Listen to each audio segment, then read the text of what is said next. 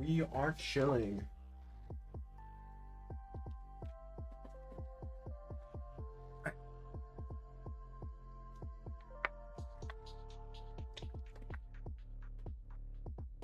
Going full chill mode. Oh, I forgot to ping the Discord. I always forget something. No, do not open in that window. Bad Discord. Bad Discord.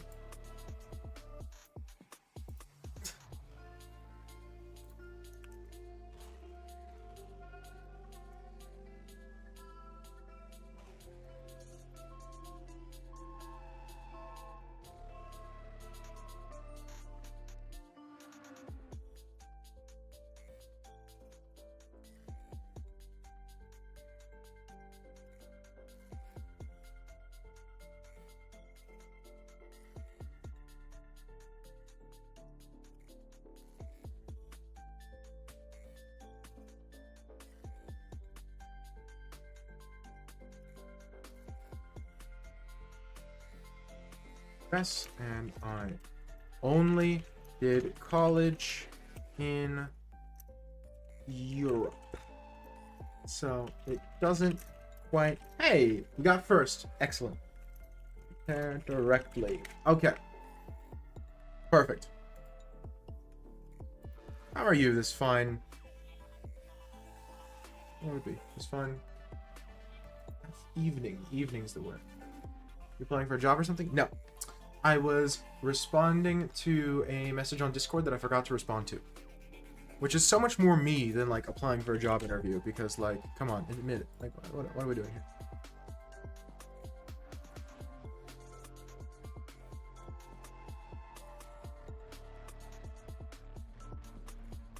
Now. Let's play some Rated. And let's gain some elo.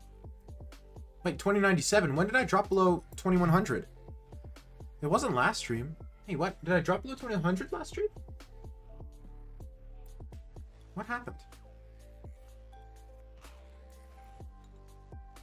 I'm okay. I just finished with my workout. I've also locked into the max situation. How are you? Looked into. How are you? Pretty good, actually. Having a good day. I'm still a little tired, but I'm less tired than I've been this entire week, which is good. It's like this I want to play here. What am I thinking? Yes. I don't know about any developments in the Max situation. He's the one who did, like, the weird thing where he called out every YouTuber and said, "You're evil if you don't cover this thing that I'm looking into," but he didn't have any receipts. That's him, right? It should have been, yeah, but the problem is he tried too hard. Didn't feel real. Wait, it got worse? It goes way deeper? How? Okay, I'll actually watch. I had the video pop into my recommended. I just was like, okay, but why do I care? But if the drama gets that much better, then maybe I do care. 5-hour podcast. Wow. There's enough content for that?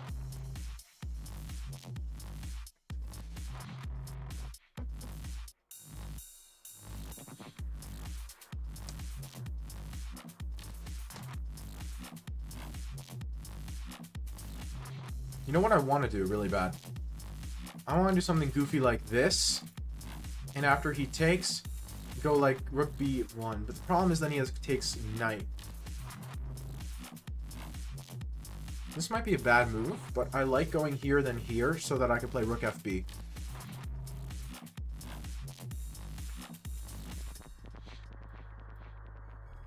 So the thing is, this great big witness who's a victim might just be a pathological liar. Ah, well, darn, I hate it when that happens. I hate it when I base an entire, like, investigation that I, like, pin my entire career on someone who might just be a pathological liar. It happens to everyone, right? Oh, my microphone isn't close enough to me. You probably couldn't hear me too well. At the same time, there was definitely something weird happening. Why wasn't this the next big drama? This sounds like top tier drama.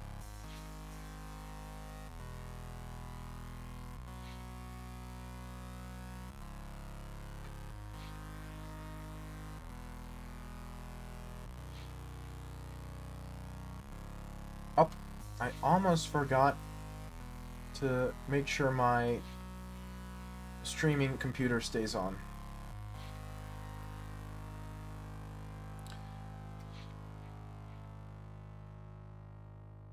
So, there was something weird, but it wasn't nearly as extreme as he made it out to be, and so everyone thought he was a clown and refused to visit the circus.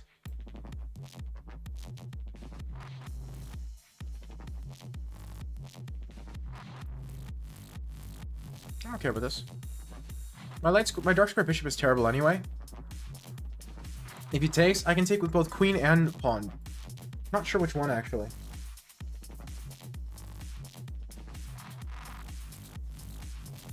Taking with queen is a lot more positionally sane, but taking with pawn gives me this weird central pawn mess I might be able to play around.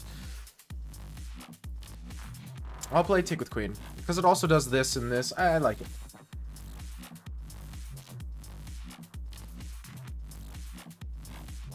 I thought I had this. Ooh, wait, can he take the pawn? No, he can't, because if he takes the pawn, I take his queen, he takes my queen, I take his knight, and I'm up a piece. Almost for sure some kind of case to be levied against the cult leader, but his sloppiness and the time took to investigate almost definitely ruined it. Oh, I hate it when that happens.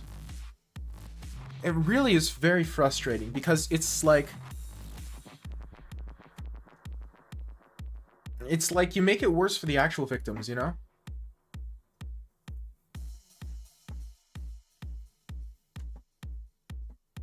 I think you missed knight a4.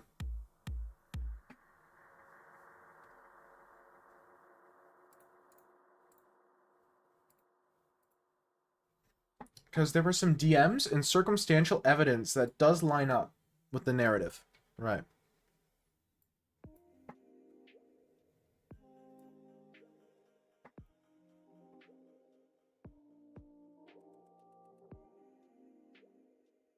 I mean, I can go here pretty easily, so I think he's just down a piece.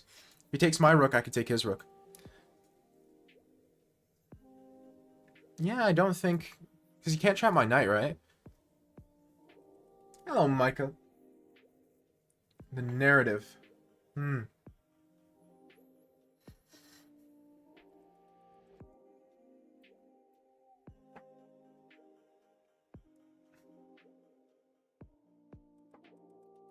Frustrating.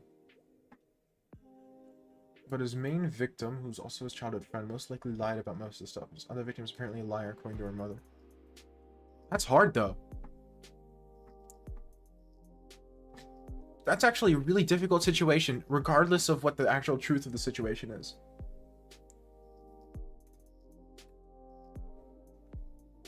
I love this, followed by rook b7, and I feel like I just take over the game. So much activity. Well, first off, I'm just up a piece. Like I said, he really messed up here.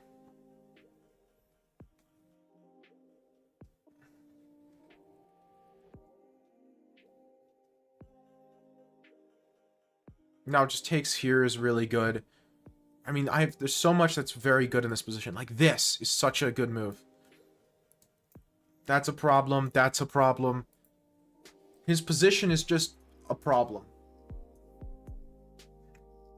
Was he going to play e4? But e4 doesn't even look like a good move. This looks like rough. And both of these women admit to lurking underage girls to this guy, which is a whole different level of bad. So I'm not sure how it didn't become more of a thing. Well, if you scuffed, if the investigation was, for lack of a better word, ruined, then it's kind of difficult.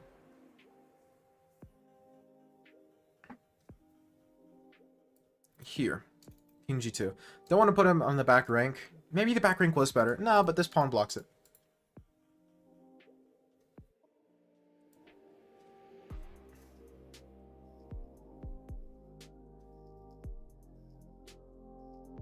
I like this move. I don't know if it's good, but I really like it.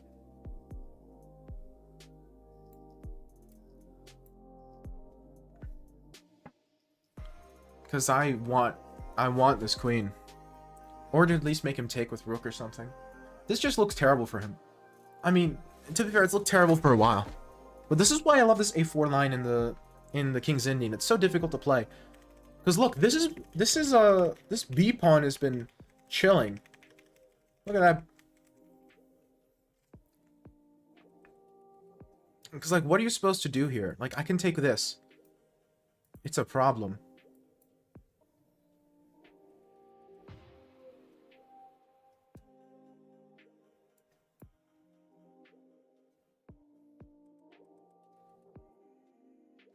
And see, he's a tempo late. He's getting mated. Maybe he pushes? Takes. No, that doesn't work either, because he goes king up, and then I go check here. But he takes with king, and then I queen. Ooh, that's brutal. Hello, Varmy. I mean, how did Max not get more widespread internet disdain? It's hard. Look at this. Look at this. Look at this. Look at this. Check. Come on. And then here, and then here. Checkmate. Come on, guys. That was nice. The rook check. Be back soon. That.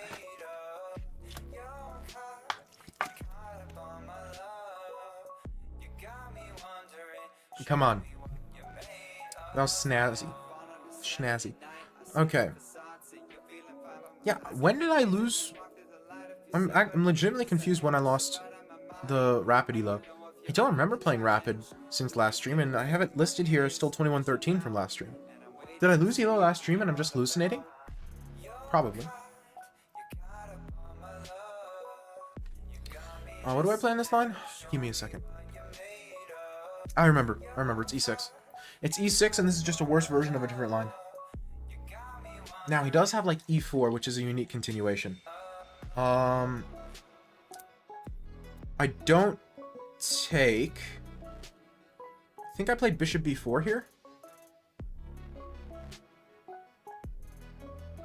It might just be pawn takes and Bishop E7. I just remember that being passive. Maybe it was Bishop E7 first. But I remember there's some, like, Bishop B4 line.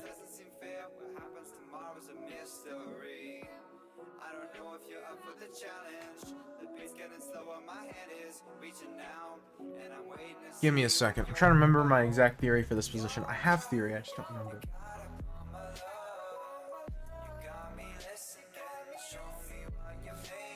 Maybe it was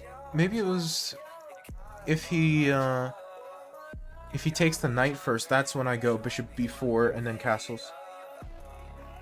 Because Bishop B4 here, he takes on F5.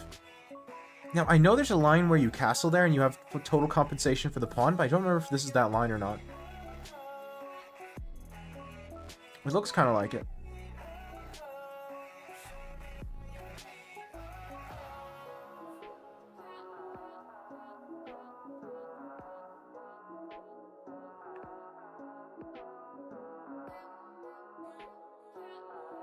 Give me a second.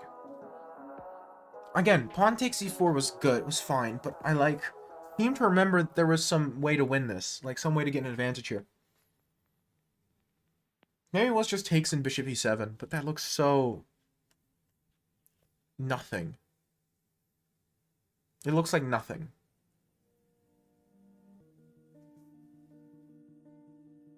No, because he has takes in Queen h5.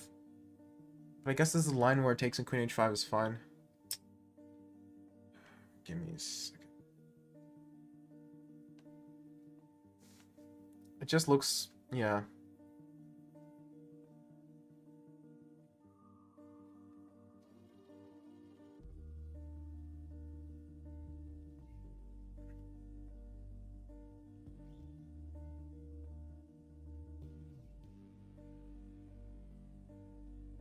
No, yeah, I'd have to take. It is this. If he takes the knight first, that's when I go Bishop b5 and let him take. This line, I do not let him take. I spent way too much time on that. I felt like there was something there. I studied this like a week ago. I get the lines so mixed up. Yeah, and this is just a kind of dry position. Although, to be fair, I do like black here. Maybe it's bias, but...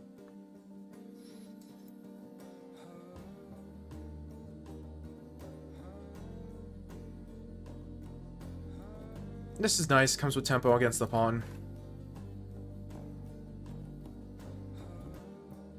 Get to fiend cut on my bishop, and I can't be worse, right?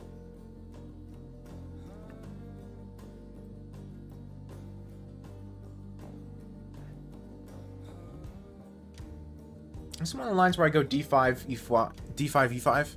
Might be. Maybe I can go e5 first. That looks good. So how's it going? It's going actually pretty well. Had another class today. I slept better last night. I'm catching up on my sleep finally. I've discovered that just reading a little bit from like any book before I go to bed just helps me sleep. So I'm trying to make that a habit. And I do have like 3 books or so that I haven't read yet that I own. And so it's pretty free.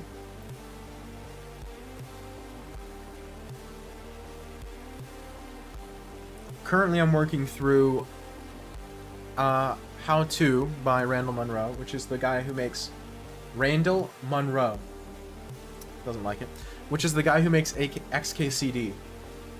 XKCD. Yeah. The internet comic. I like his style. I think he's hilarious. I like his previous book. I actually got a signed copy. I got it for Christmas, but I kept forgetting to start reading it. Ah, this is... I like this position. Yep. Yep. I'm on Twitch. Sometimes I forget, you know? This is just a good square for the queen. Then like this. I could just push those. I can't be... I mean, I can't be worse here. I like my central control. I like the open F file. The light squares around my king are a little weak. They're a little uncomfortable. I'll give you that, but... My king is also on h8, which is kind of nice, because it's off this diagonal. It's probably completely even objectively, but... Honestly, maybe even playing, like, queen g5 could have been good there. Just so I can be on this g-file. Maybe that was better, actually. It's in my DNA at this point. I believe it.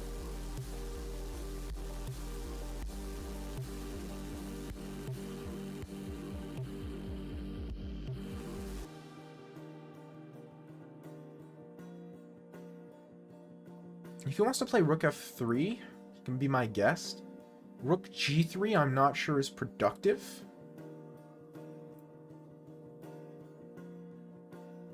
Maybe rook e8 was better. Maybe it is productive and I'm missing something.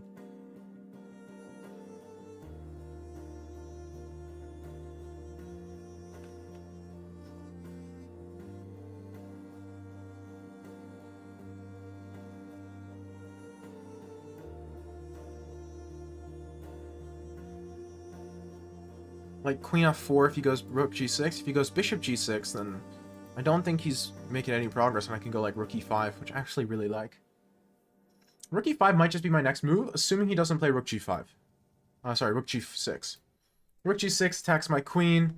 Again, I see what he's trying to do. He's trying to take advantage of the light squares, but I don't think he has enough pieces. He has enough weaknesses that I don't think he can mobilize the way he needs to if he wants to really take advantage of my weaknesses. Maybe I'm wrong, but you know, maybe he goes queen a4 here. Maybe that's his plan. Maybe he goes queen a4. Oh, bishop a4. Never mind. Well, I still like rook e5 here. I actually like rook e5 more here. Queen a4 might still be his plan, but queen g6 doesn't look productive. Rook g6 doesn't look productive. Maybe they are, but they don't look it.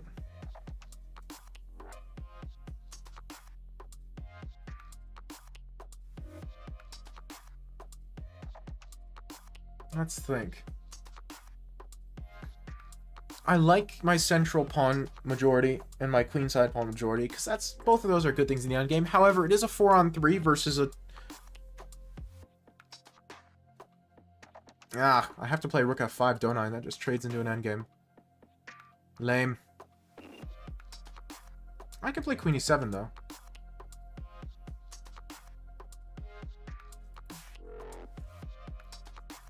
Or queen d8.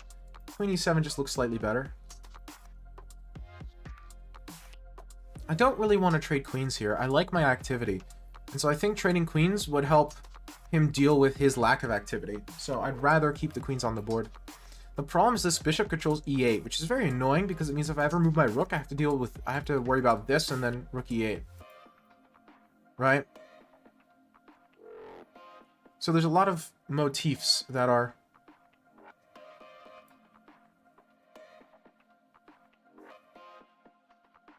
I like rook g5 a lot here. Even if he goes queen e8.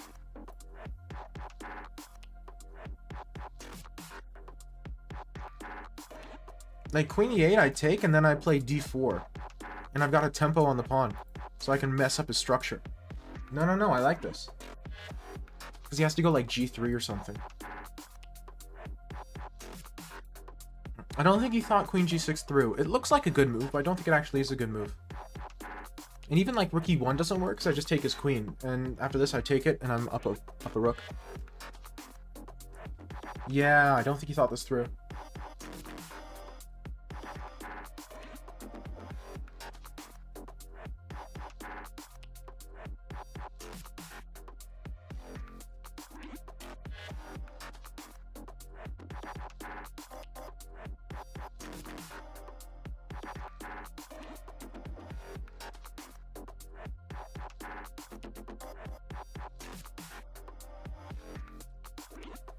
Maybe this is wrong, it just looks interesting. Because it has to do something about g2. And g3... 3. Ooh. I mean, maybe that's fine, but... that just looked like... it really tempts the hands of fate, you know what I mean? Like, it's... it might be just totally okay for white, but it's, like, barely totally okay if it is. I wouldn't play it. That's what I'll say. I wouldn't have played that. I don't like it. Now, given it's his move, not mine, so I guess I don't have to like it. Queen f4 looks good. Queen f6 looks fine.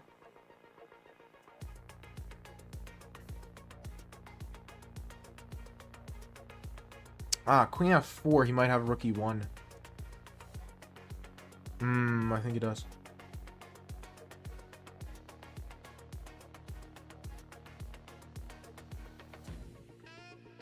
No, but then I have g6. I mean, that's, again, tempting the hands of fate a little bit. No, I don't have g6 because you can go rook e8, rook e7.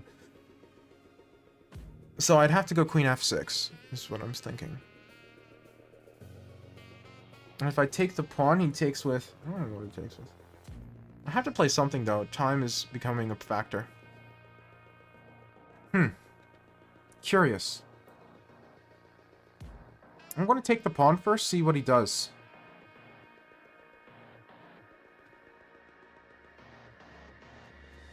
Maybe I had rook e1 there. That might have been a bad move. I'm gonna...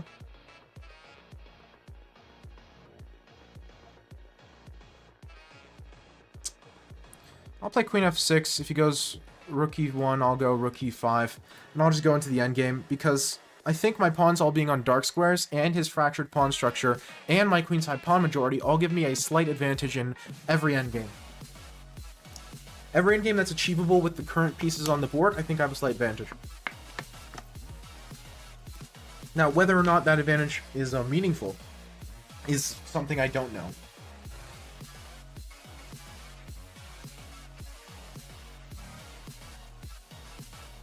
Bishop c4, I don't understand. Maybe he's preventing rook d5. That's probably what it is.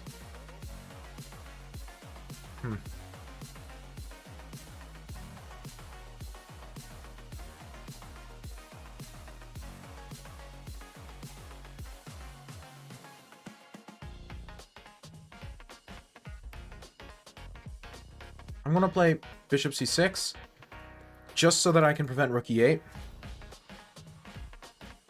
I'm not running out of good moves, but struggling to find good moves quickly. Ooh, I have b5 now. No, I don't. Because b5, c5, you can just take on... Oh my gosh, it's so close to something spicy. I'm terrified in this position on white's behalf. Like, tell me I don't have rook h5, queen h4 nonsense. It just looks so difficult. I don't understand what he's doing. I really don't.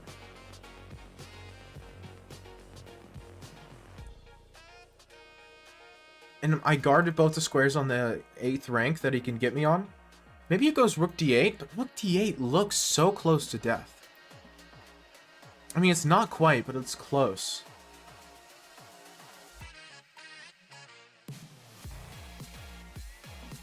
Maybe queen h4 at some point. Queen h4, queen g6, queen g3, but then he has queen d8. If I go queen g3 at any point. In that case, queen g5. The queen g5 is too slow because after it takes, I don't get to take again immediately. I have to wait. Oh my gosh, you're telling me I have nothing. That is what he's telling me.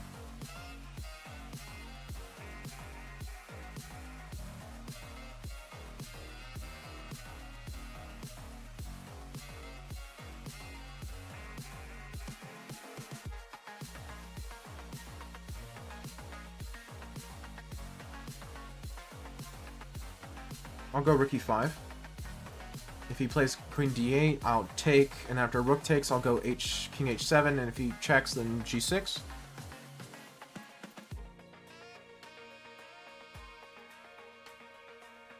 I'm threatening mate in 1. Which he won't let me play, of course, but he also doesn't have rook d7. That's my point. He doesn't have rook d7, he doesn't have rook c8. He can't play any productive rook move. That's my point here. Well, it's not mate in 1, it's mate in 2, because he can block with bishop. Now, time is an issue. Time is a factor. Okay, g6, I have to play that. There's no other good move. Rook d6 looks good, but... Ooh.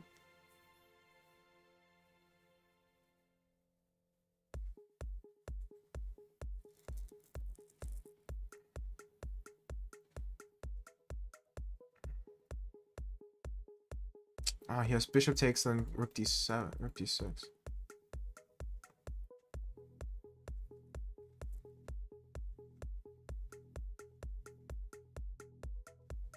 Oh, wait, that was a good move. I missed that.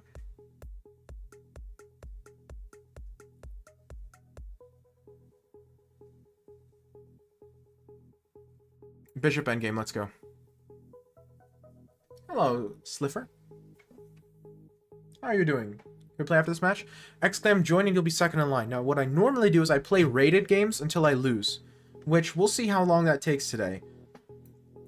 I like this position for black. That was a good move. I'll give him that, but...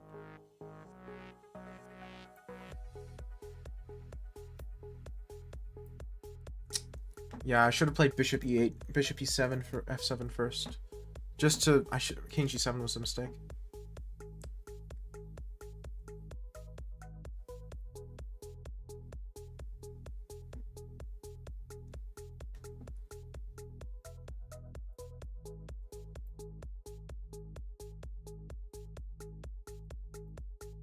Give me a second.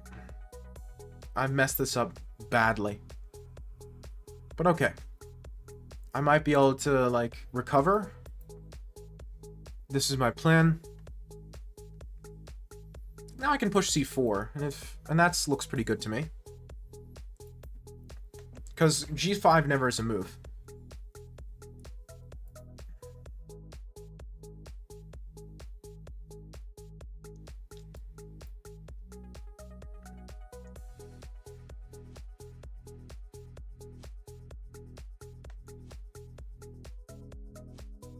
Okay. The time is a big problem here. My lack of time, I should say. I don't think he can win this. Maybe he can. Our yearly club tournament just concluded, and I came tied in first place. Want to share my final game? Ooh, that sounds fun. Thank you, Tetris TJ, for the follow.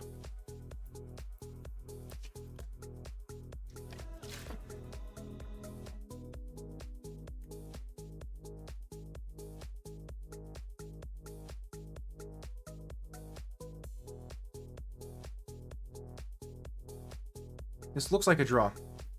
I don't think you can hold. Now, I only have 27 seconds, which is the problem here. Yeah, okay, so just here.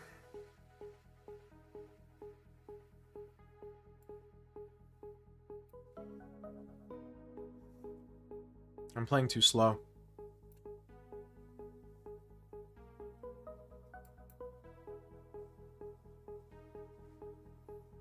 I know he's calculating. Hey, that hurts.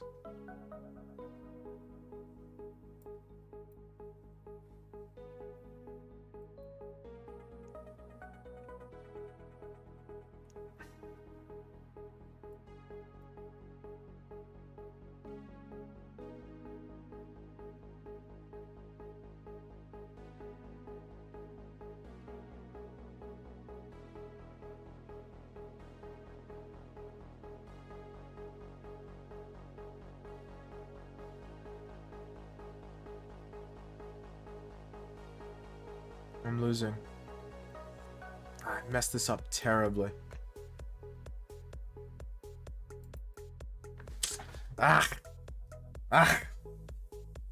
Okay, one more raid. Let me get back about 2100 because I have no idea when I dropped. Okay, give me just some. Let me get back about 2100. I could have won that game. I just blundered upon in the end game like an idiot. Okay. Let me cope. Sorry, that was a weak clap. That one was better.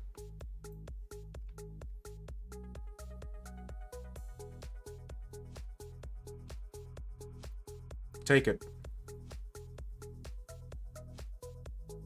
No. This is different. This doesn't count.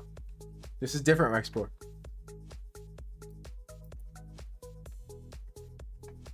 Bro, trust. I love the system. What system?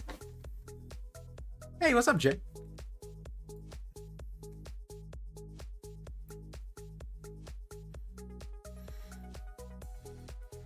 Chess.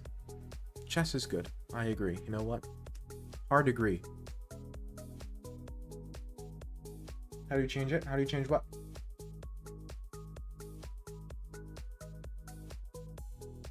It doesn't count. He says knowing full well that it counted. Shh. You're making me look bad and set in front of the new viewers. The board? Oh, you go over here. On mobile, it's different, but on website, you go over here, you hover over the top right, and there's a settings icon. You can click that, and you have board, and you can change the pieces and board layout.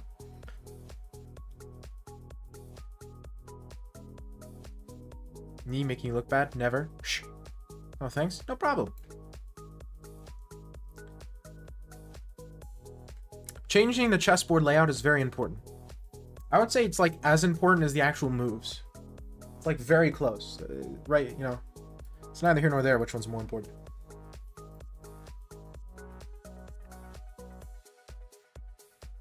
I mean, this is typical Dutch stuff. I'm not exactly sure what he's doing. Show the shirt? Oh yeah, this is my Chess.com shirt that I got for being a corporate shill. I like this position for me a lot.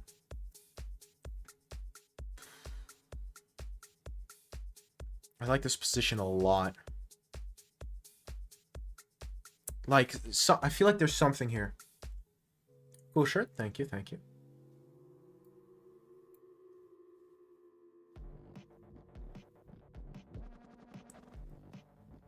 Bishop takes. I like knight g4 here. Can I play knight g4?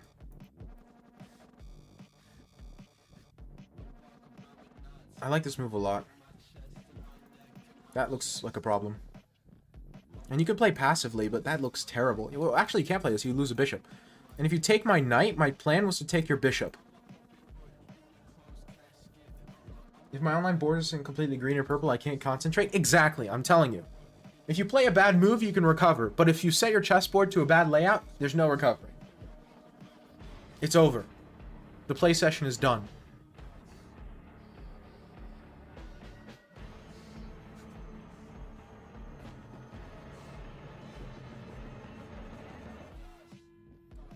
I love this position for me. The more I look at it, the more I like it a lot. I'm telling you, this isn't how you play against the Dutch.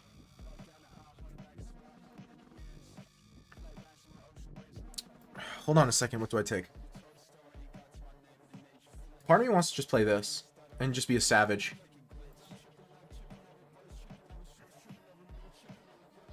I mean, I don't think it works because he can take this bishop and I'm down too many pieces.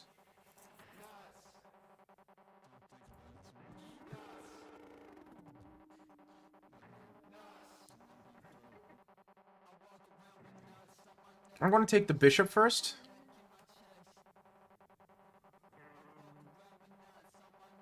My goal is to prevent him from castling. That's why I'm playing all of these moves. That's my philosophy, is I don't want him to castle. Because I feel like the moment he castles, he's kind of out of danger. Right? And so I'm trying to prevent that. That's my idea. If he takes with queen, I'm going to take...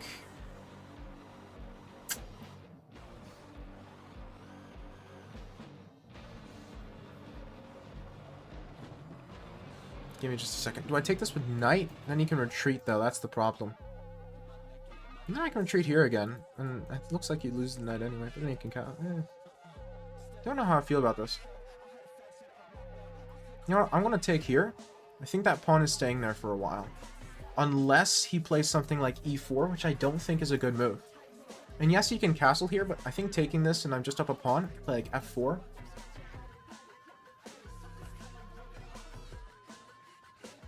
So I don't think castling looks good for him here. Okay, well, let's see if I was right. This looked terrible, like aesthetically. Because even if you go like rook f2, I thought I had rook f4. No, not rook f4, pawn f4, and like my bishop gets in. Yeah, like this looked beautiful to me. I was very happy about this. Because now the queen is in an uncomfortable spot. Because it has to stay there or he gets mated.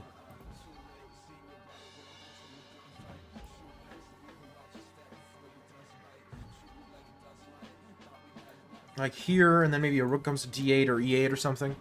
It looks like he's on the verge of losing.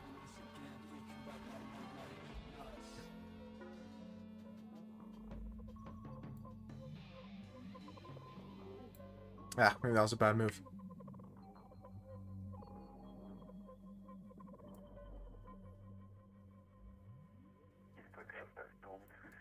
Either one of these moves, he's going to play knight a4. So what do I do against knight a4?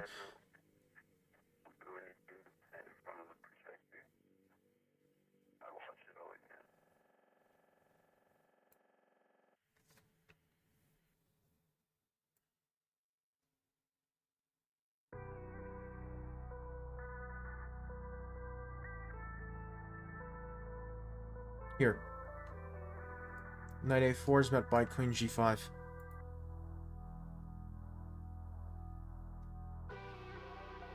It's so close to something really bad.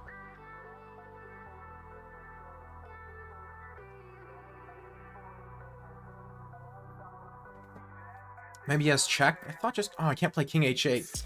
Queen lines up. Ah, that's annoying. So check, I'd probably have to... Well, you can't play check, actually, because then I take with check against the king. So he probably has to play king h1. Something like f3 looks very tempting in that position, but I don't know if it does anything.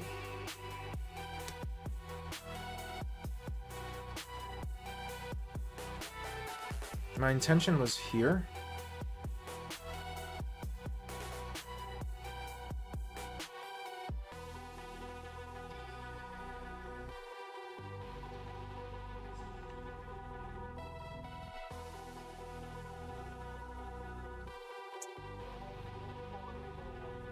Maybe you can play g3 here. I thought g3 was always terrible, but no, they can't play g3. I can sack the piece there for sure. It just looks super problematic. Maybe I can't, but do I have to? I don't think so. Yeah, because I'm bishop f5 there. And I'm threatening to take a piece myself. This is a weird position. And there's people who play on 3D boards. I don't understand them. No, I can't. That's a lie. I used to play on 3D boards. When I started chess, I would play on 3D boards. I have no idea why. I was mentally unwell.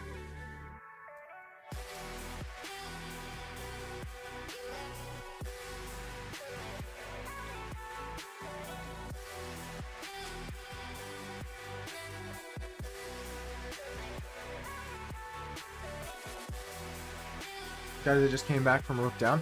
Look at this position gone. This is a rated game, so don't give me any move advice. I'm just saying, like, look at it. It's weird. Unironically, found mate in 20. Sure. I swapped the lol set and never went back. Lols? Isn't that the really sparkly one? I've never gotten lols. It's like way too much for me. My brain can't handle it. I think it's a skill issue, but...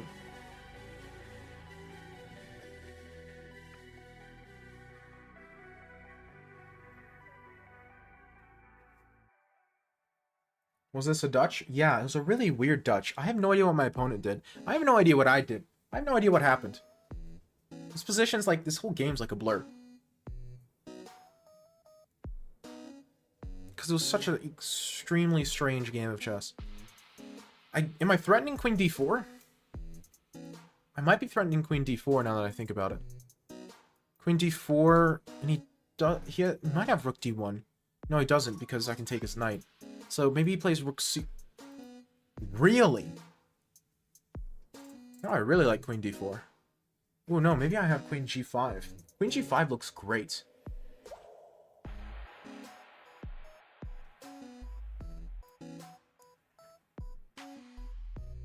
I really thought that was super greedy.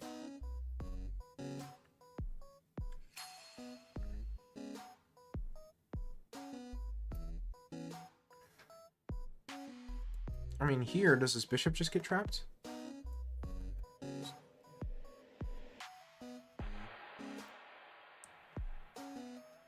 No. This bishop might just be getting trapped. What's this playing, like b4, b5? How do you get your bishop out? Here, bishop a6, queen b7, queen b6. Yeah, how do you...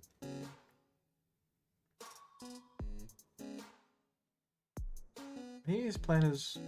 I don't see it.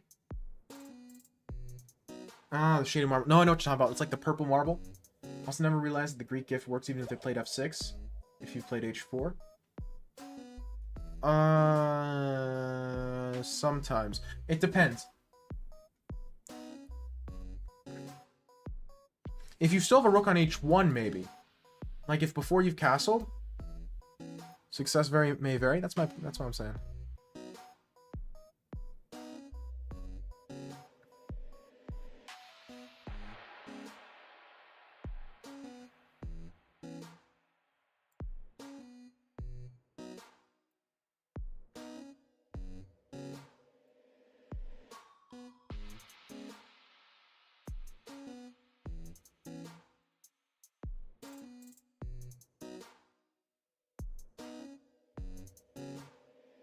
Ah, okay, I missed that.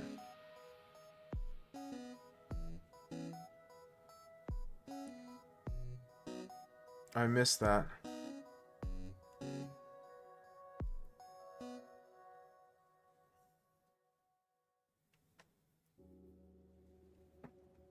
Okay, give me a second. I still think I have something here. I think I might be coping, but like, it looks crazy. This position looks like he's going insane. Maybe I'm going insane. Somebody's going insane in this position. Like, just something like this. Casually threatening knight c2. Like, what do you do? Do you have bishop takes c6 immediately? Maybe you do. Maybe that's the problem.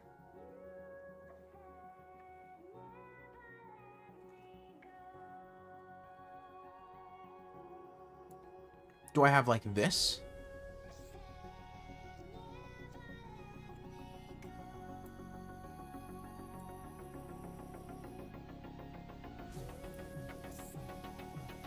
It's me, I'm going insane. Okay, thank you. Now I know I'm not the one going insane. That's it. That's all I wanted to know.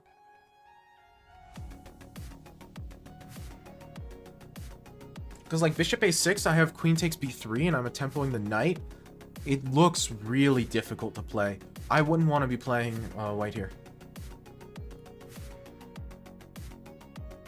XXXTentacion is closer to musical genre emo than MCR. That doesn't surprise me at all. I've only listened to a little bit of XXXTentacion. And I don't love his music, but I can totally see it being emo. That makes perfect sense. So my plan was this. Just to poke and prod, you know? I want to rotate the bishop this way and play like knight g4. Emo rap is technically an offshoot of emo?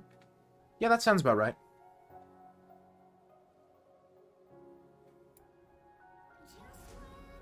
Now my bishop's in a much better square. Much better square. And like this is a move. And like this is a move. And I'm suddenly actually doing things.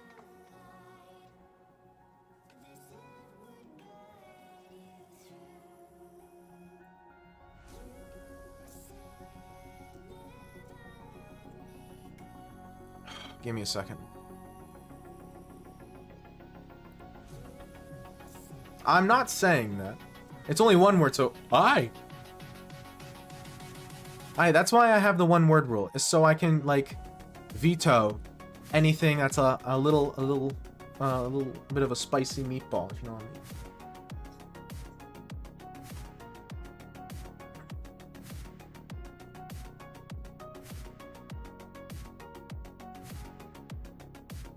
It's so difficult to play this position because I feel so much potential energy, but I struggle to really know where it's going, or if it's going anywhere, really.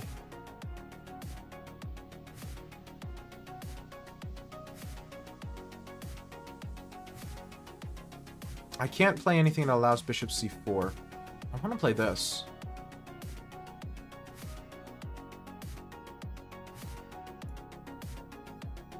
Also, I have a personal...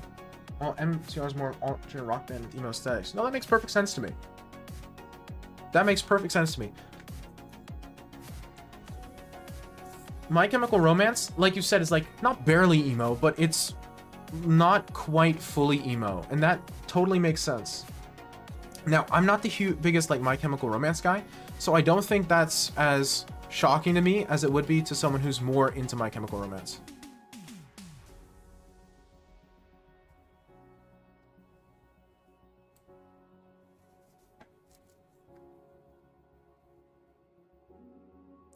I want to play Queen H5, that way I can threaten some like Knight G4 nonsense. Because Knight G4 looks difficult to deal with, and so you have to stop it, but H3 looks painful. H3 does not look like a move you want to play, like a chess move you want to play. Because then like F3 gets weird, and if you take, I play like F2. I don't know if it's good, but it looks really awkward. How do you deal with this? Slash serious. What do you do in this? Am I stupid? Check blocks. Maybe you have G3, but G3 looks ugly. G3 looks ugly. Is it? I have no idea. But G3 looks hideous.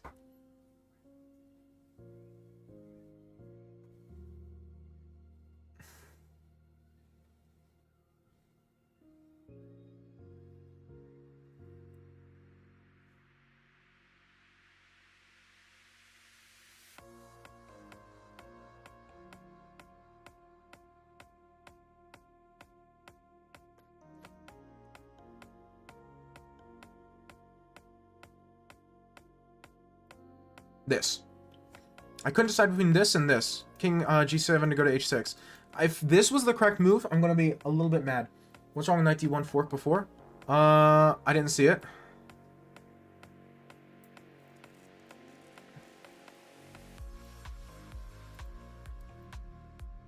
I'm threatening taking his queen and takes on H2. Same thing happened with Goth. I think it's interesting culturally. Because the genre of emo predates the stereotypical early 2000s aesthetic of emo, but the label of emo got placed on so many bands that use the aesthetic. Same thing happened with goth. Same thing happened with funk. The same thing happened with dubstep. It's a very common sort of thing.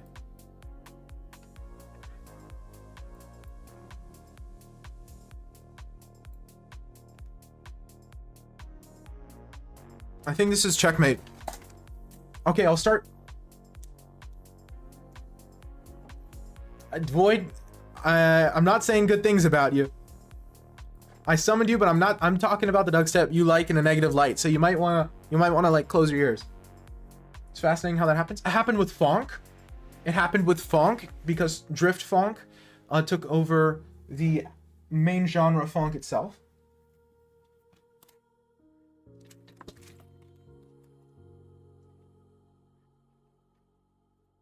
What a goofy position. Okay, give me a second. I want to see if King G6 was good. Okay, in this position. Was King G7 good? No, Queen D4 check. Okay, I thought so. I thought this was better. And I was fully expecting Rook takes E1, and I thought... I couldn't decide if I was going to take the knight. I think that's what I decided on. After Rook takes, I was like, okay, materially this should be better for me. Yeah, this makes sense. This is just better. I just like regular funk. Yeah, no, it's... I really like emo's genre, but the uncool, pretentious ways. Yeah. No, it was mate in 3. I just didn't want to let him block with queen. But I suppose I could just take the rook. Or I could take the queen and then take the rook. Yeah, no, that makes sense. What a crazy game. Okay, I'll start playing viewers now. I'm back above 2100. That's what I was trying to do. Fonk. P-H-O-N-K. The captions don't like it. But since when do we listen to what the captions like? Am I right, fellas? Okay, now we'll start playing viewers because I'm back above 2100. I told you guys I could get there. I don't know, when did I lose that much elo last stream? It's funk? Yeah. Funk is also a genre. But I'm not specifically talking about funk currently. I'm talking about funk. Captions deserve a pay cut? Yeah. And a pay cut on free? That's brutal. Okay.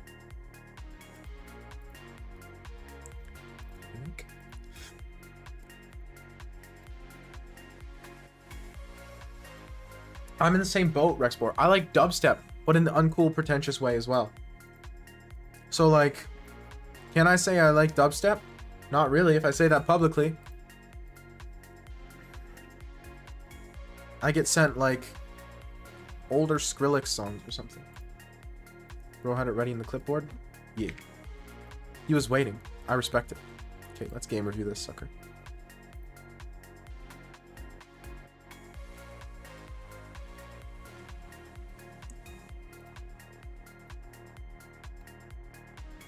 I was black again? Okay, let's see what we're dealing with here.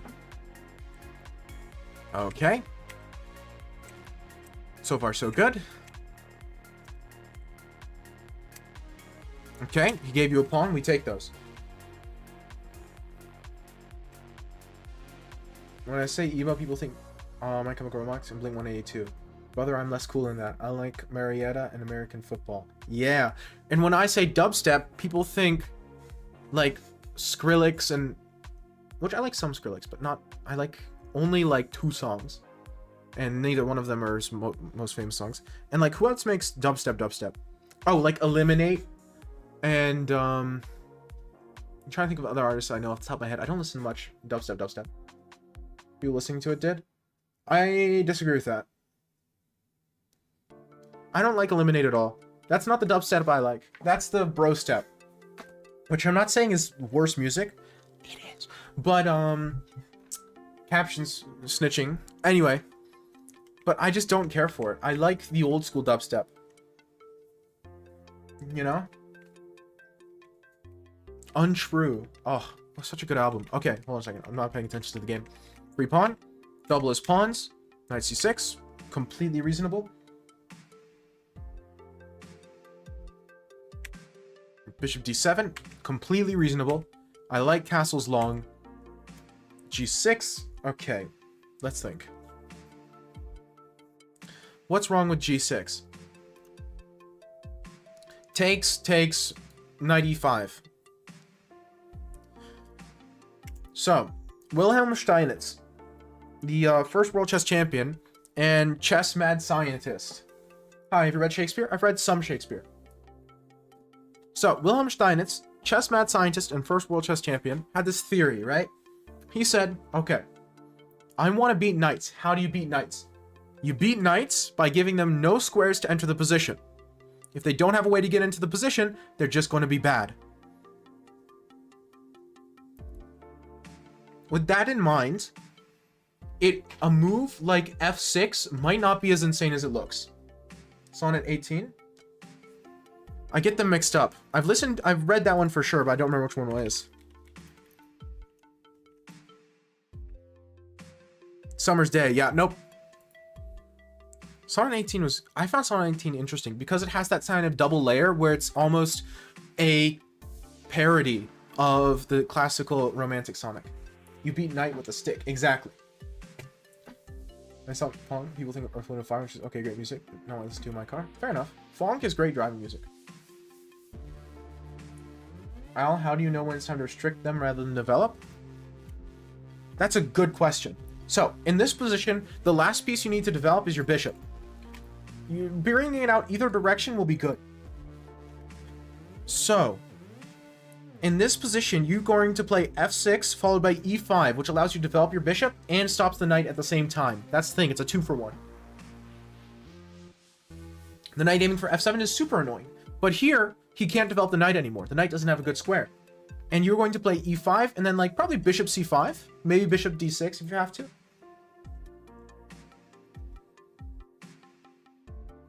To do it when I see a juicy square they could get to. That's a close enough to a general rule of thumb. That's basically what's happening in this position. We don't want him to get to f6, f7. f7 is very difficult to defend for us because he's going to take, if we play g6 like what happened in the position, it meshes with development. So it's another thing you want to do. Which sonnet is your favorite?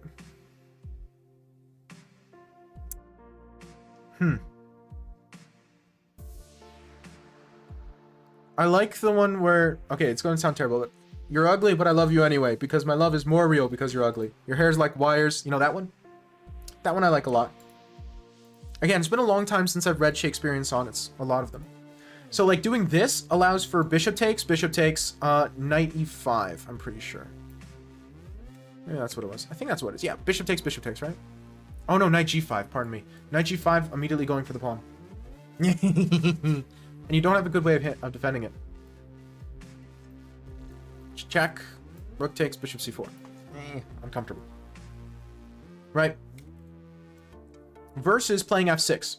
And you're going to play e5. You're going to be capturing the whole center, which is good, even in endgames. You're going to be preventing his knight from doing anything, which is really good. And you're going to be allowing your bishop to develop, which is also really good. So f6, while it looks like a stupid move in normal games, you don't have a kingside knight. You guys like art? Is that an artist specifically? Is it someone named Art? Yeah. Sonnets I'm neither here nor there. Artist. I don't know them off the top of my head. Why read middle game strategy when you can just watch Al? Well, this is closer in endgame, but yeah. So, because here's the thing. The reason f6 is a stupid move in most positions is for a few reasons. One, it weakens your king. Two, it prevents your knight from going to f6, which is a square it often wants to go to. And three, it doesn't help develop your bishop, right? But in this position, your king is not here, so weakening it is not important. Plus, he doesn't even have a queen, so who cares? So that doesn't matter. Two, you don't have a kingside knight, so denying your knight f6 also doesn't matter. And three, this does actually help develop your bishop because it allows for e5. No, I have not seen a Shakespeare play in person. I would like to, though. But I'm more of a musical guy than a play guy, if I'm being honest. So, f6 is actually very good in this position because it blocks both of his squares from his knight, and even this square for his bishop. So now where does his bishop go? He has the same problem with his bishop. He doesn't have a good square for it. Right? Something like bishop e3 is natural, but a6, very easy to play. He plays some knight bishop move. It's not really important. e5.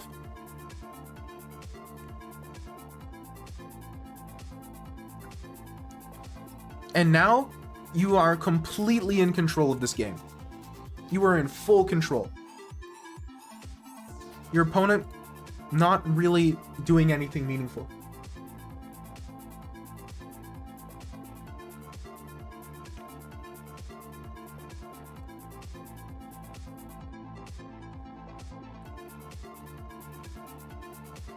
I haven't read enough Molière, but no. There's some Shakespeare that goes hard. Completely in control. Your opponent has 0 counterplay. When you have an advantage, which you have a big advantage in this position since you're pawn up and also have this weak pawn structure on the queen side, part of your job is just to give your opponent 0 way to come back. Because in this position, they're playing from behind. They're trying to find a way to kind of cheese their way back into this game. So your job is to prevent that. So you're going to play like this. If you're allowed, you're going to play like bishop e6. This bishop's going to come to like maybe a3, maybe d6. Right? Eventually you want it to get to c5, but you can't currently. Where'd the queens go? They were traded off very early in the opening. So you are in full control here. This knight has no play. This bishop has no play. This bishop's okay, actually. This bishop doesn't really have a plan either. And you can really slowly keep squeezing him. You want to squeeze every drop of positional strength you have. And so f6 does that very efficiently.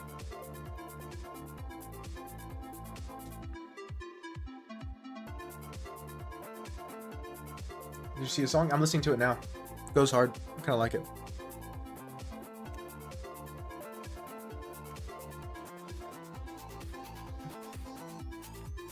Castles, g6. Okay, he plays c4, which is absolutely horrendous. Bishop, yeah, c4. This move makes g6 look like a terrible move. This move makes g6 look genius. I've also said this before, but part of your job in chess is to make your opponent look as bad as possible. You want it to look like every move they make is a blunder, right? That's part of your job. You want to make every move look just terrible, just awful. And so knight g5 makes g6 look terrible. This makes g6 look genius. Knight e5, sure. Bishop takes, rook takes, sure. Knight takes, bishop takes, sure. f4, check. King h1, rook h d8, sure. Bishop b2, takes, rook d1. What's the rating? They are both around 1020. Opponent's 1027. Micah is 1024. Rook d1 is good. Okay, so I would probably want to keep 2 rooks on the board because your rooks are better than his. So you're trading really a good rook for a bad rook here, which I know it sounds counterintuitive. Plus, it's really easy to draw in endgames. There's only 1 rook, so I would be wanting to be playing rook d2 here. It's a very small thing. It doesn't matter that much. No, he's playing an excellent. I'm nitpicking, but I have to nitpick because I have to, give something. I have to make it worth his time, right? So I'm nitpicking. I'd want to play rook d2, maybe rook d4, just something to put pressure. I have better rooks. I want to take advantage of that too. Again, the theme here is squeezing everything out of the position. Every drop of potential you're trying to squeeze out of your position in these very simple positions with very few pieces. Because the person who's going to be more efficient with what they have is going to win. Now, ultimately, you're winning here no matter what you do, but just, something to keep in mind for positions that are more equal. Rook d1, rook b1, fine. Rook takes, rook d4, excellent. Takes, f5, rook a4, c3, rook c4, rook c2, b5. So far, so good. b4, I like this a lot. Takes, wonderful. Get your king in. Excellent. f5 feels wrong. I don't mind f5. I don't love it. I'm not in love with it, but I don't mind it. It prevents like a pushing of the f-pawn. And also, if he goes here, you always have rook e4. I get it. I don't mind it too much. I would... Min-maxing on games can be very difficult. Yes, which is why I'm talking about it. f5 I like only because we have the queenside pawn majority as well. If this pawn didn't exist, I would be criticizing f5. Because f5 freezes down the kingside pawns and makes it very difficult for black to push his pawns on the kingside. Now, it makes it even harder for white, but it makes it difficult for black. And so if our only advantage was on the kingside, I would be kind of criticizing that move quite a bit, because I'd be like, okay, you're making it harder to play for your advantage. But in this position, playing f5, in my mind, it kind of just prevents the opponent from having any counterplay, because they don't have any, like, pressure. Calvinism and Puritanism. Well, Calvinism and Puritanism, I'm not going to say are unrelated, but they're quite different. Puritanism has some good ideas, but ultimately is ended up being very harmful, because there ends up being so much that's wrong and evil that you suppress people's ability to function, which is not healthy. Calvinism is more of a theological thing, last time I checked. Rook f2, f5, king g2, rook a4. So because you can win on this side, freezing and shutting down the king side doesn't bother me. Does rook a4 win a pawn? No, because he has c3. No, again, this is good. I like the way he's going about this, just simplifying. Now bring in the king. King c5 I like, taking the opposition. a5, so far so good. King d4, very efficient. e5. I'd want to play c5 here. I admit, it's a little nitpicky. Both win. I can't complain too much. Sure. It's not that big a deal. You're very much winning. Queen behind the pawn. Excellent.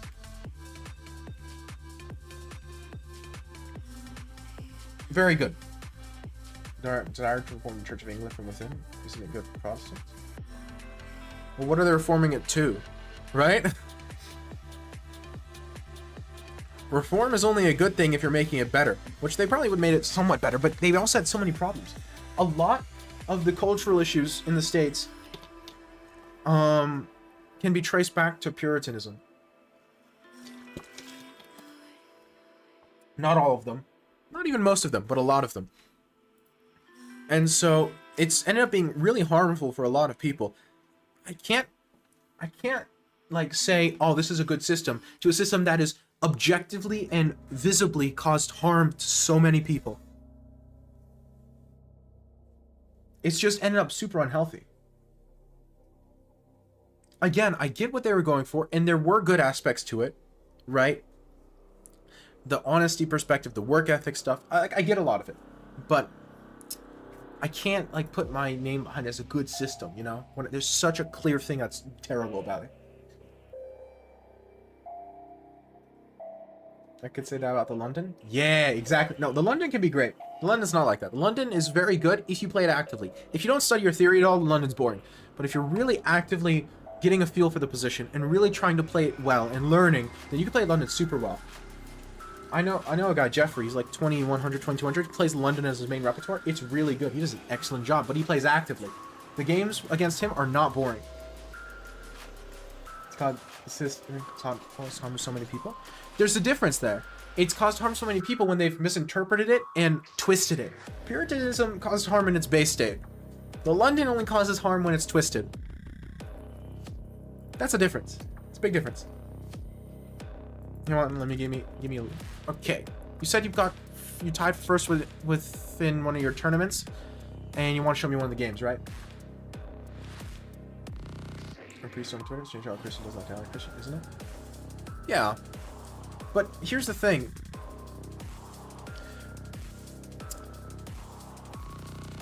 I get frustrated a lot at conservative Christians in the States, because even though they are Christians, they really are such poor representation of what we believe and what we stand for.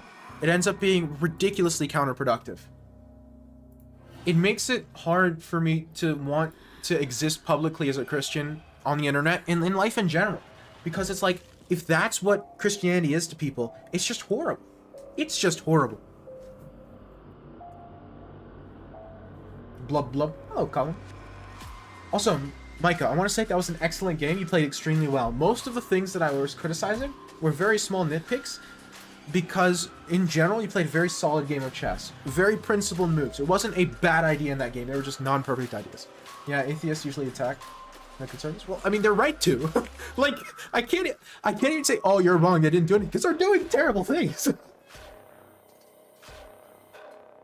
There's a lot of religions about how terrible some Christians are. But I don't blame them. Again, I can't say you're wrong, because it's like, you're right. What color are you here? I'm not playing d4. I can never. d4 is good. Knight c6. Okay, is this like theory that you know, or are you improvising?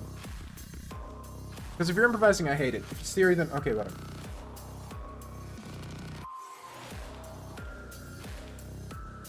Don't know anything about d4, knight f6, knight c6. Theory, no theory. If it's theory, then I will forgive it. But otherwise, I hate it. This is my main repertoire? Okay, sure. I really don't like it, but I'll... Okay, fair enough. No most theory? Okay.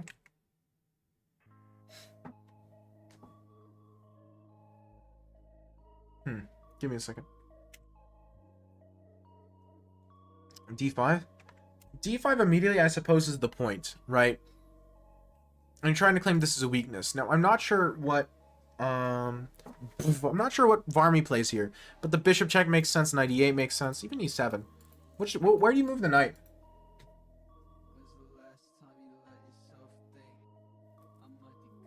Yeah, because you can check, trade off the bishop, and then play like d6, and you end up with like a really good reverse French.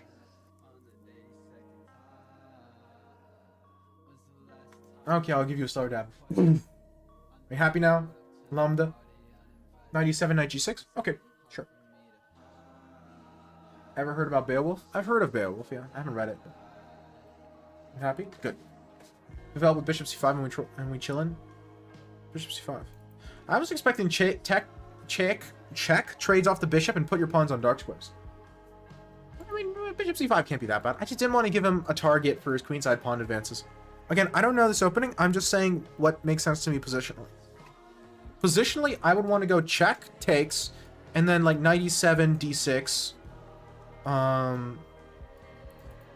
And then like push the f pawn.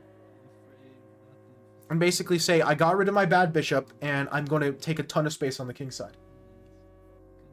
Not sure if that's like against the opening principles or really dumb, but it just looks pleasant to me if you want to play this sort of thing.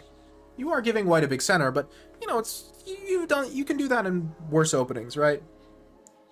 Like the Benoni's the same thing, but it might be worse. What if knight c3 after bishop b4? I definitely take it. You play knight c3, I celebrate. You gave me a knight in a closed position. Props. You might play d6 here. I'm actually trying to figure out if d6 is good for you. This is where I'm going to shut down this position as fast as possible, and you've got the bishop pair. You have to... I think you have to try d3, d6. Maybe d6 is bad, but it looks like... Because it's not even really a pawn sack. e4, bishop e3, c5 ideas. e4, bishop e3... how exactly are you going to play c5? These are double pawns, my guy. Again, I don't have a light squared bishop. I don't have a dark squared bishop, so I can put everything on dark squares and sit. Don Quixote is a cool one too. Ooh, I've read some Don Quixote. Not a lot, but some. I can just put everything on dark squares. And now like knight g6, or even just f5, knight f6, castles. b6 I missed. Yeah, that's what I'm saying. That's why I like this. Like, and so knight c3 just doesn't look good. I think it's anti-principle. I think bishop d2 looks like it makes the most sense, but then I take, like, probably queen takes, and then knight e7, and we play like we said. So knight c3 is unpleasant. Yeah, I expect you to block with bishop, but even then, I trade off my bad bishop. And so basically, in this position, as black, I'm arguing, hey, I trade off my bad bishop. Your space advantage is not as important as me having the better bishop. And as white, you're saying, what are you talking about? I'm going to have a space advantage. Who cares which bishop you have, right? It's an argument of ideas. Now, I'm not sure if that's what Varmy would even play, but I'm saying that's what I would play in this position. Just analyzing it because you can go deeper with classical games. But okay. So that's d5. It's interesting. As white, I would play it, but Japan's first private rocket explodes seconds after launch. Did you hear? No, I didn't.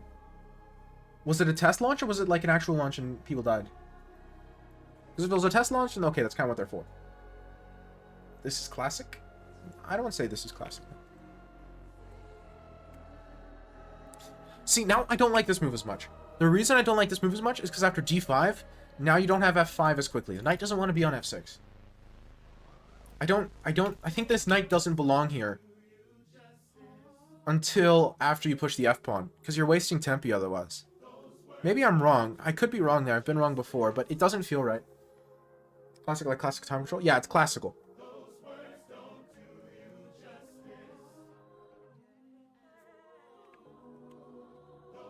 Takes. You might even be able to play d5 here. And there's no universe where black is worse. You've definitely equalized right out of the opening, like that. You never take this, but...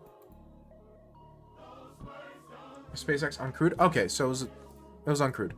Well, then that's not as bad. That's kind of what they're for.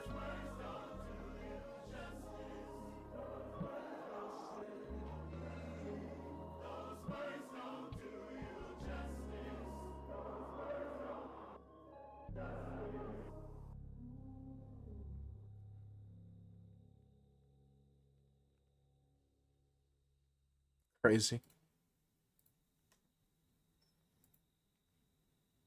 I want them to play d5. I love these lock situations. In that case, don't play knight f6. If you want to do that, then fine. But I don't play knight f6. Play bishop b4 check, takes, and then move the knight somewhere. The knight doesn't belong here in those closed positions. That's my point. Like, okay, if you want them to play d5 and get those closed positions, fair enough. I understand that. But the knight doesn't belong on f6 then. In that case, I would play bishop check, take, and then play knight e7. And when he pushes, you go knight b8. To play d6, knight d7, and you have this c5 square for your knight. The knight doesn't belong on f6 then. Because you want to push the f-pawn. So the knight's just going to be in a bad spot. A spot where it doesn't belong.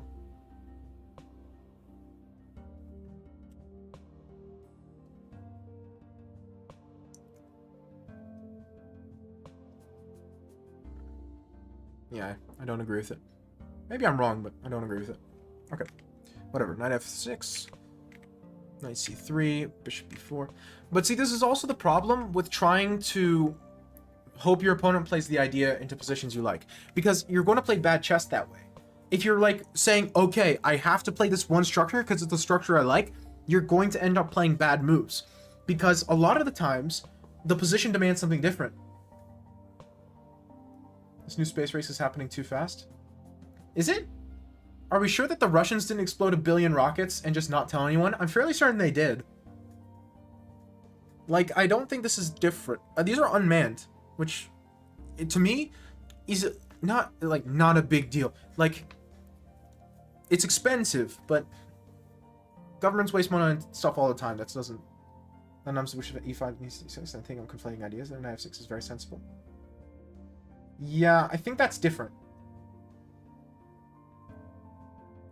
Either way, my point is, this position demands either captures like bishop b4, then captures. He hasn't played d5. So I'm not saying give up on your ideas. I'm saying you can't be so married to an idea that you only play into that, because your opponent might not play into it. I can't... I'll give you an example from openings I played. Did you change up your overlay a bit? Maybe. How so? What do you think? I'll give you an idea from an opening I play, right? E4, C5. You know I love my dragon. The dragon is like my favorite Sicilian. I play it whenever I have the chance. Knight F6. If he plays F3 first, I should not play a dragon. It is incorrect to play G6 in this position because he gets a very good Maroczy. So if I am married to playing a dragon and I play G6 here, I am in a strictly worse position. Strictly worse. It's just simply bad for me. It's just not good. The system choice sound like called Kalina. Invisible, no sound, no smoke. Doesn't surprise me. Mind that I'm stubborn and want my opponent plays specific moves. Al, where'd you learn the dragon? A lot of playing it, a few YouTube videos from like the St. Louis Chess Club, and I bought a book for the theory. You have to go when you go e5 or e6. That's what I mean. So like in this position, I can't be married to the dragon, or I'm going to play bad moves. I have to say, okay, they played f3 first. This position doesn't demand a dragon; it demands e5. And I'm playing the style of Sveshnikov because f3 is kind of a waste of a move there because you're no longer threatening some of the stuff you normally are in the Sveshnikov. So I get a good Sveshnikov, right? Part of being good at an opening is to know when to not play it, right? As silly as that sounds. So in this position, this is a time to not play your idea, to play a different idea. What was the book, if you don't mind me asking? Chess Developments, The Sicilian Dragon by... I don't remember the author's name off the top of my head. The cover was blue and like showed some chess pieces on it. That book only has like the theory, the mainline theory in the Yugoslav, and it's a smidge out of date, just a tiny bit though. But it's out of date for like master level play. Doesn't matter for us a whole lot. That doesn't surprise me at all. You're telling me the NSA is not doing this as well? The US is absolutely developing one of these, if they don't already have it. As well as avoiding really open positions and symmetry like the plague. You should just accept that you can't help those things happening sometimes. Yeah. That's a weakness I have. I avoid symmetry probably too much. Luckily, most of the openings I play are pretty good at avoiding symmetry. The Sicilian and the Dutch are both pretty good at it. Yugoslav is the only real theory you need to know the dragon in it? No. You need to know Levenfish? For sure. At least Levenfish. Very important. You need to know Alapin. 100%. You need to know the Carlson Sicilian stuff. You need to know Smith Mora. One move with Levenfish though? Nah. It's harder than that. It's harder than it looks. You need to know the Grand Prix. You need to know the Hillbilly. You need to know Closed Sicilian. You need to know the old lines of the dragon with Bishop E2, where they're playing for slower moves, playing a little slower and safer. Yugoslav is very important. It's the most important, it's the most critical try. However, there's a lot of other weird stuff. When I began playing chess, I thought the Sicilian was a good player opening, and I thought I would never reach the level where I could play it. It's definitely an opening that demands dedication, but you can play it if you're willing to commit. Russia, USA, and China are all developing such stuff, soon we'll have satellites with weapons. Doesn't surprise me. So when an opponent plays Sicilian, I got nervous? No, when an opponent plays Sicilian, I get excited. Saying that because you're from Yugoslavia? Yes! From Yugoslavia. How well are you acquainted with the Mengarini against the Sicilian? Not very. What is it? I might know the positions more than I know the name.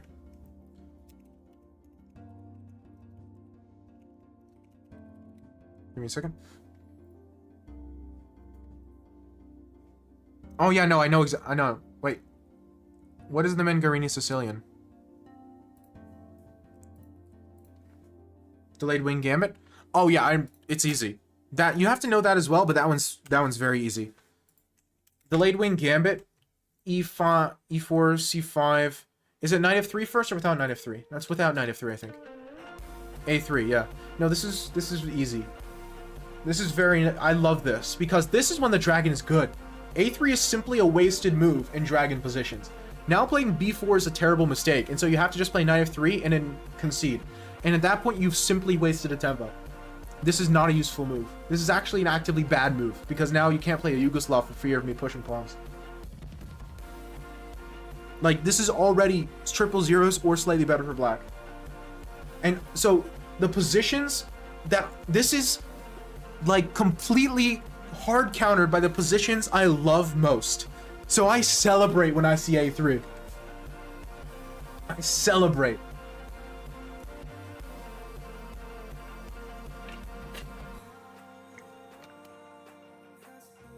As a dragon player, this is trivial. Stuff like Levenfish is hard, but this is very easy. As a dragon player. Like, if you played the Nidorf or something, Sveshnikov, I could see how it'd be bothersome, but... How's the weather nowadays? Actually gorgeous. We're in full spring weather. It's like perfect t-shirt and shorts weather. You walk outside, it's just chilly enough that it's like a little sharp, but it's beautiful. Sun shining, it's gorgeous. The view of the mountains, we had a super clear day today. On the drive home from school, I saw the mountains, they still had snow on them. It's like something you see in one of those professional photographers take pictures of in Switzerland or something. It was beautiful. Lovely day. So, anyway, back to the actual game. So, my biggest problem here is you're too hard committing to an opening that you want your opponent to play. I think it's inaccurate. And you're passing up something better. Ooh, this I hate. This I hate. Now you made d5 actually very good. This bishop is not a good piece. And it will never be a good piece.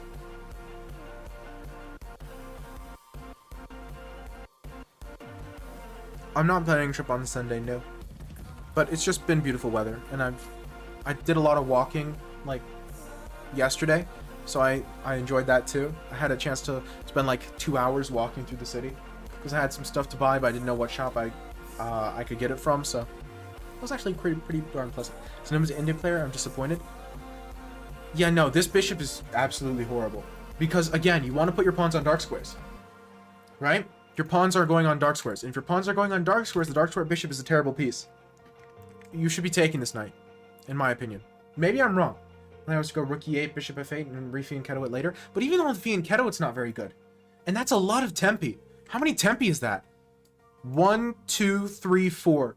At least 4 tempi with the bishop to get a mediocre bishop.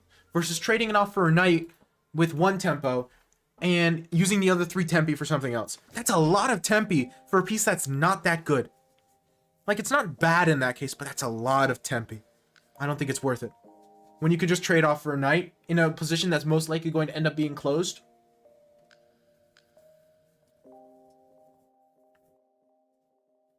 I don't know if I still get rocked when I'm out of theory. Oh, yeah. No, Sicilians are really tough at lower levels, but they're harder for black than they are for white. It's worth playing if you like theory, but if you don't like learning opening theory, just don't do it.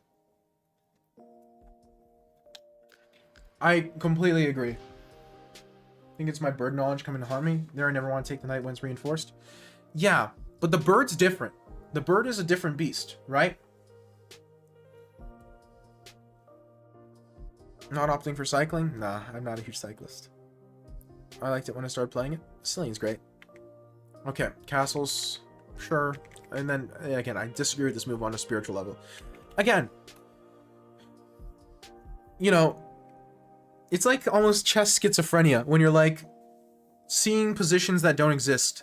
Where it's like, oh, this is exactly like this other position, and it's nothing like this position. Happens all the time. I do it all the time, right? Like making connections that aren't there. And, so... yeah, it just isn't a position. This bishop is just not a good piece.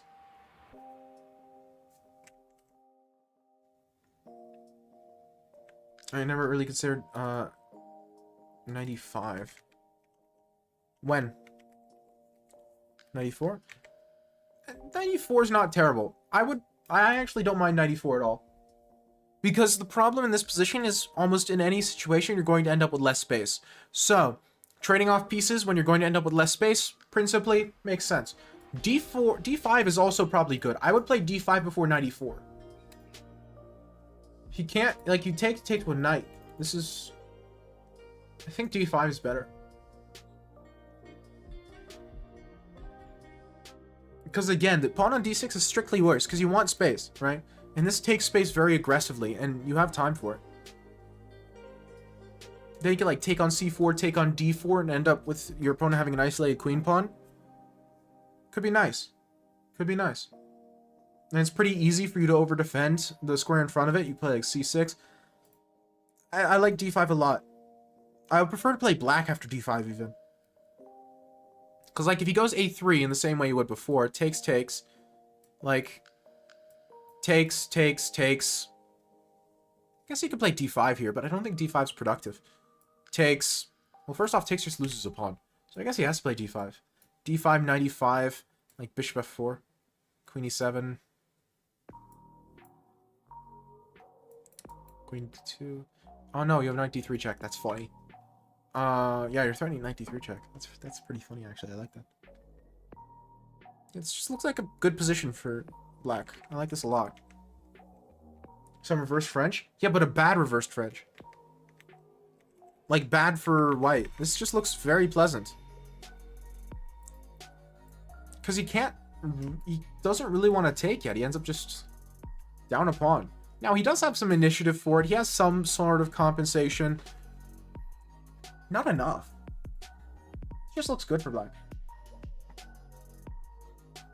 So yeah, I think D5 just looks better. Again, you're very committed. Why didn't white go D5? I have no idea. So you're so very committed to your idea that you normally play in this opening. This is a previous game analysis. It's an analysis of a classical game Varmy played. Have we seen Patrick stay in advance? Oh yeah, I forgot about that. I'm wearing green, so I'm prepared. Anyway. Yeah, so you're so committed to the idea you're normally playing for that you're overlooking ideas that are just better than it. That your opponent shouldn't allow, but they are, right? They're giving you better options and you're not taking them. Which, again, is what we've said up until this point.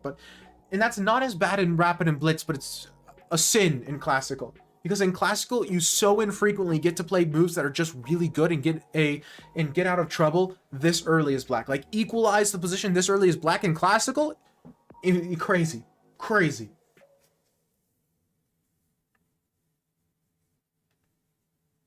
So, in Classical, I think this is much worse than it is in... But you don't believe in Saints? No, but it's celebrated as like a random holiday. Like, it's the way you celebrate Valentine's Day, you know? Where it's like barely anything to do with those things. Knight b8. Knight g3. Yeah. Is that actually a legit defense?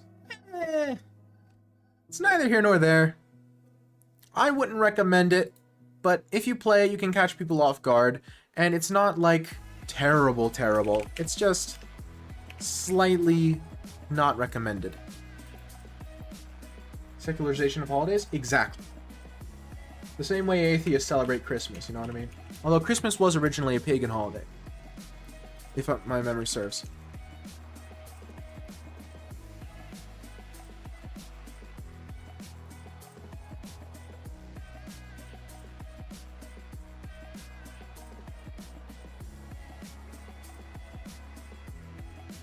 We sometimes write in cursive, but young Americans don't. Older Americans do, but young Americans. Halloween 2? Yeah, exactly. Bishop d3, d6. Yeah, see, this bishop's just bad now. And now, if you reverse the colors, you look at White's position, and it's just much more natural. He has more space, he has better pieces, he's better developed, he has every advantage. Now, none of them are, like, critical. You're not completely losing, but you have nothing, really, to play for. Because even then, your pieces are just misplaced. How's Halloween celebrated here? Halloween's celebrated, but it's only like ghouls and ghosts. The sort of like tricky sort of stuff, trick or treat kind of dress up as Superman, that's actually April Fool's here. Halloween's more of an import from the Western countries. Knight c5. I pawn breaks? Yeah, I know, but like your pieces are misplaced for your pawn breaks. You know? They're not, again, kind of something. I'm not saying you have nothing in the sense that you don't have anything to play for. You have a game of chess to play, but you don't have anything convincing that's better to play for. Trade some pieces then c6? Yeah, no, that's fine, but easier said than done. That's kind of the point. Again, you're not losing. You don't have nothing to do. I'm just saying you have nothing that makes you want to play this position as Black. There's nothing in this position that makes me say, yes, this is why I want to play the Black pieces. What are you wearing for this April Fool's Day? I don't usually celebrate it myself. I get mixed up on which holidays. I like half celebrate both at this point. It's terrible. I don't have exclam list. It's exclam who, exclam q, exclam... I need to add exclam list as a different one. There you go. It's 5. Okay, knight 7, knight 5. Sure, bishop c2, bishop g4, knight 3, bishop d7. B4 at some point looks good, but I don't think it works right now. Queen e2. Yeah, now preparing b4. Yep. This is what I mean. It's like, I really don't want to play this as Black. A b, axb, rook takes a, rook takes a, knight a6, knight d1. Where's that knight going?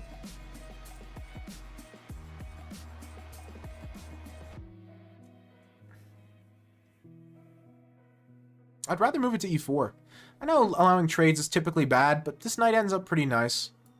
And I don't think f5 is productive. So I think this pawn's more of a weakness than a strength, because you don't really have f4, you don't really have e4. Bishop g4 helps White go e4. Yeah, bishop g4 I'm not sure is super productive, but like, you can make the argument that f3 is a weakness. The question is just, do you include it before you play bishop d7? So the question...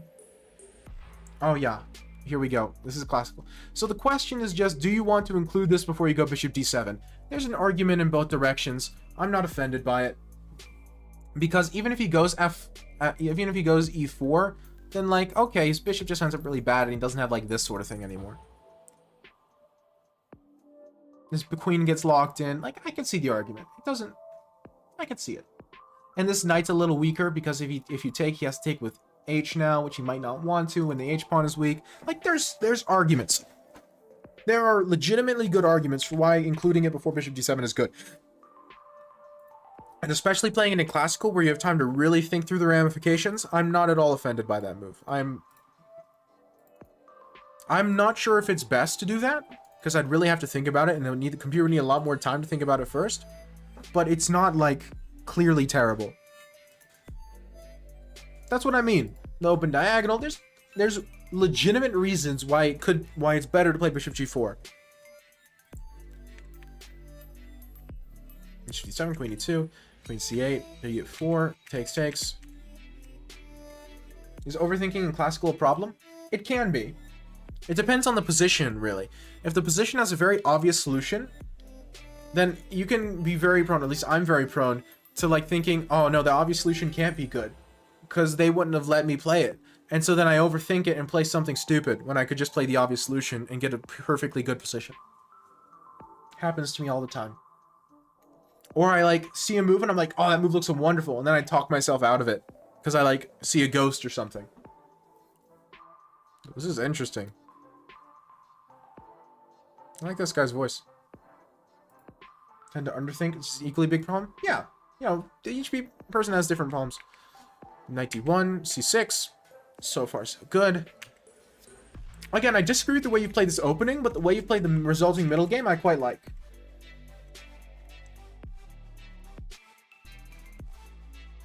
Bishop d8.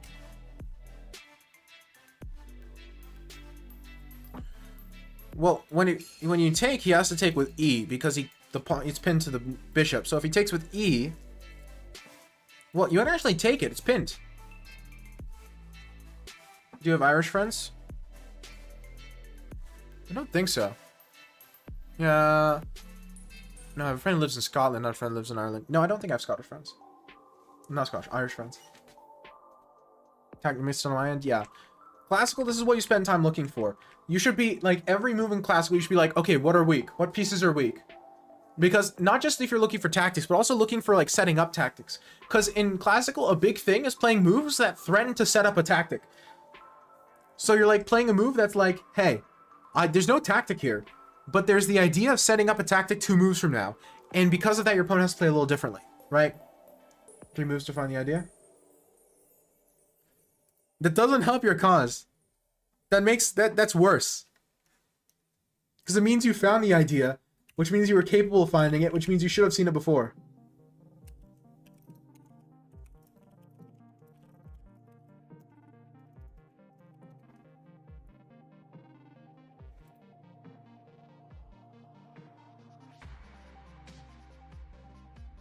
In classical, these small things are important. That's why I'm even more critical than I normally am. Because in classical, I think it justifies it. Anyway, okay. We found it. It's a miracle.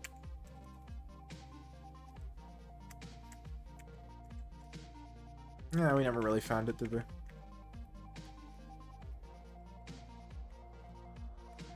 I don't mind the idea of going bishop d8, bishop b6. The problem is you just have such a better alternative.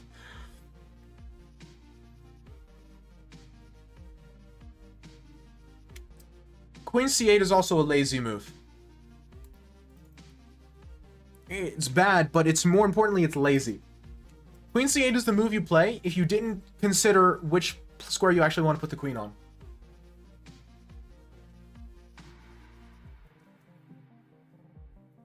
Because if you sit and like think about which square the queen wants to be on, you know that queen b5 loses a queen? I'm not talking about queen b5, I'm talking about queen c7. Queen b5 is really suspicious. That's not what I mean. I mean queen c7 versus queen c8. Because if you think about both, there's really not a good reason to play queen c8 instead of queen c7. You're blocking in your rook. You're letting the queen into b6. You're depriving of your queen of some squares long term. c8's just a strictly worse square than c7 for the queen. Yeah, the knight doesn't have c7, but the knight doesn't want to go c7 anyway. The only time the knight wants to move is if he pushes. If he pushes, you go to c5.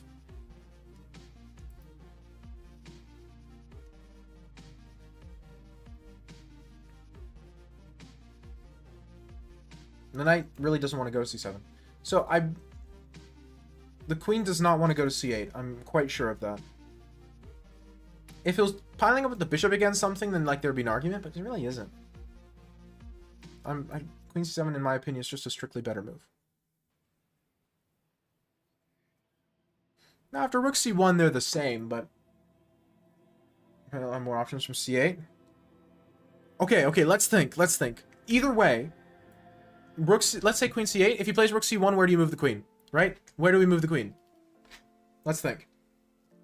Do we go to a8? Where do we do it? What does he matter for rook c1? He won't play rook c1 if he plays queen c8, though. Queen c8 allows moves that rook c1 doesn't, specifically queen b6. That's the point. It doesn't matter after rook c1, but he shouldn't play rook c1. We're not going to assume our opponent's playing bad moves. We're going to assume our opponent's playing best. Queen b6. So, after he plays rook c1, where do we move the queen? Let's eliminate options. e8 makes no sense. Okay, I go queen d8 anyway. Fair? Yeah. That's the point. So you're not depriving yourself of any good squares. You're depriving yourself of e8 and a8, both of which make 0 sense.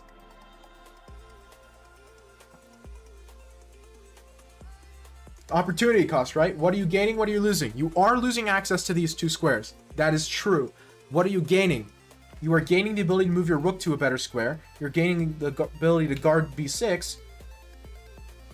Yeah. Those are two things you're gaining. And what are you losing? You're losing the ability to go these two squares with the queen, and you're losing the ability to go knight c7. Neither of which I think are relevant. Again, very minor thing. But I think in classical, those minor things change the game a lot. And your opponent was also lazy. They played rook c1 thinking, oh, rook c1's my next move, and they didn't consider that maybe you don't play the perfect move. So to be fair, I have the same exact criticism for your opponent. Unfortunately, they're not in chat. So I can't yell at them too. Rook c1, queen d8, queen a7. Yeah, okay. Bishop c8. Okay. Maybe bishop a2, h6. Okay, hold on a second. Okay, a stupid question. Well, I think. Is there a reason bishop g5 doesn't work? Does he get us like... Oh, no. He takes pawn. Okay, yeah, no. Okay, I like h6. Very rational move. Knight c5. Wonderful. Queen a3. b6. Perfect. You don't have a dark square bishop. Why even consider keeping your pawns at dark squares? Want to go knight c7? No, that makes sense. The more I think about it, the more I like it. I agree with it. It makes sense. I like it. Again, I like everything so far. Even bishop c8 instead of knight e7, I like it. I understand. I like bishop c8 better, actually. The more I think about it. So bishop g5 is annoying? No. Makes perfect sense. I agree with it. I agree with everything. b5 is probably what loses the game. b5 just is counter-principled. I mean, white is already a pawn down from a position where they should be dominating the game. Oh, the wrong answer. Or specifically, the second wrong answer. Again, white already lost a pawn in a position where he should be completely dominant. b5 is just icing on the cake. But, so far, good stuff. I really agree with the way you're playing chess. Knight h5.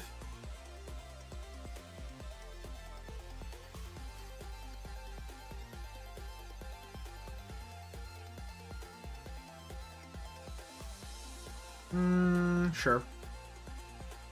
Rook c4. That's ugly. f5. I don't like f5. What's the point of f5? You just allow the knight to live? Yeah, you allow the knight to be amazing, not just live. Oh, what's the point of f5? I don't like it. I don't like it at all. I feel like it only complicates things. f5 is not the worst. I don't like it.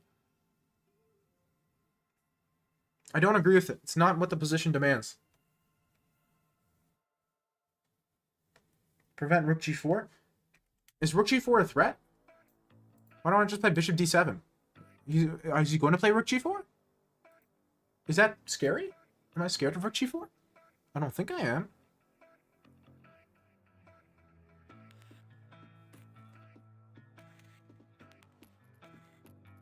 Even in general, what's rook g4 doing? I think it's just preventing your opponent from playing a bad move. Never prevent your opponent from making a bad move. This is very similar concept to never stop your opponent when they're making a mistake. You know? Like the you can grow concrete thing.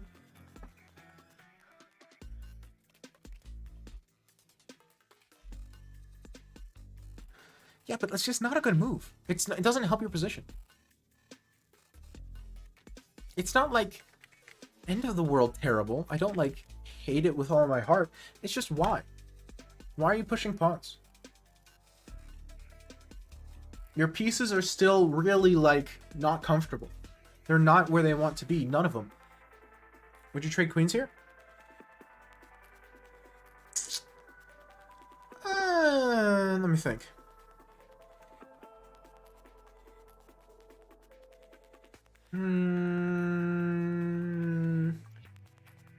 Probably not. I'd probably wait just a little bit. F4, F5 blocks the bishop and allows queen G4 too. F5, F4.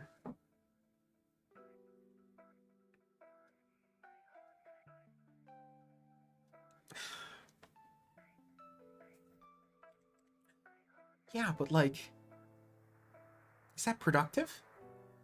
Because on the other hand, I also get knight G3, and like I don't. That's not. Like, I see the argument, and it's not a terrible move, but this isn't where your advantage is. Like, or it's not where your biggest advantage is, I suppose. It's not where your strengths are. Your strengths are this dominant knight and these two weak pawns. That should be your priority right now. And if once he's tied up defending everything on the queen side, then you start poking on the king side. You haven't tied him down yet.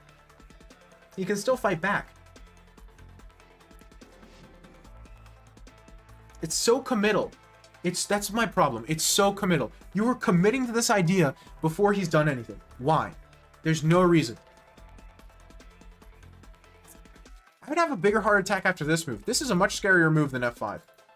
Because if I lose this pawn and this bishop gets on this diagonal, I am in misery. I am suffering. I'm already suffering, but I'm suffering more. Like, you don't... I disagree with it. Again, you really tie him down. You just play slow. There's no reason to play fast here. You have very long-term advantages. You're up material. You have a better pawn structure. You have really solid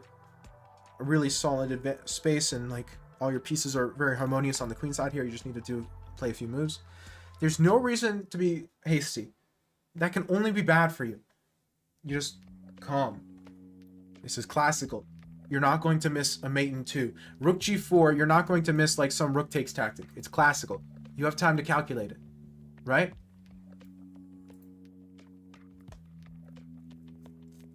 Rook G4 is not a good move. You're playing Bishop D6. And even if he does, like, I don't know, what move would you play here? I don't even know.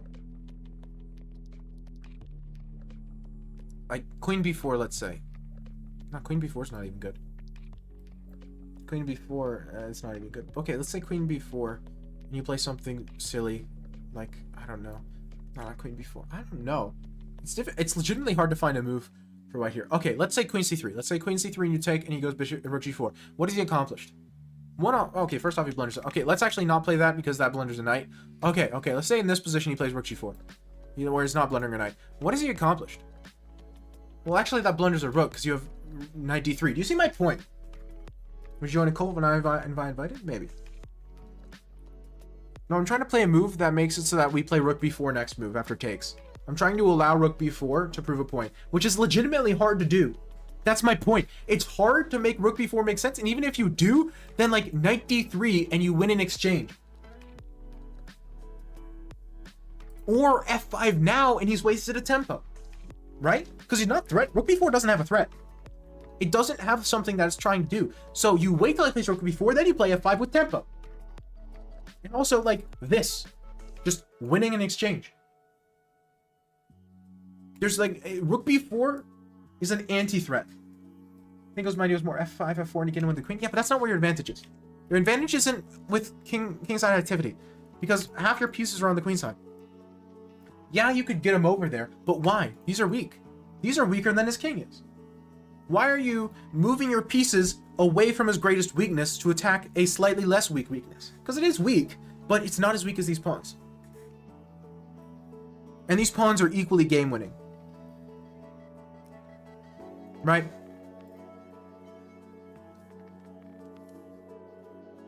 So, like, you've knocked your opponent's helmet off, and you've knocked off their, whatever, it's not a glove, gauntlet. You've knocked off their helmet, and you've knocked off their gauntlet. And so now you're aiming at them, right? And you are already aiming at their head. But you think, you know what? I don't feel like a headshot. I'm going to shoot his hand so he can't hit me with a sword. It's like, yeah, why? Why? It's like, okay, you're not wrong. That is weak. You will shoot it and it will hurt a lot. But you're like already pointed at something weaker. Something that's a bigger deal, you know? So it's not bad because it is weak, but you have more. You have something better that you're already set up for. Okay. I think I've complained enough. G3. Well, now I should definitely play F4.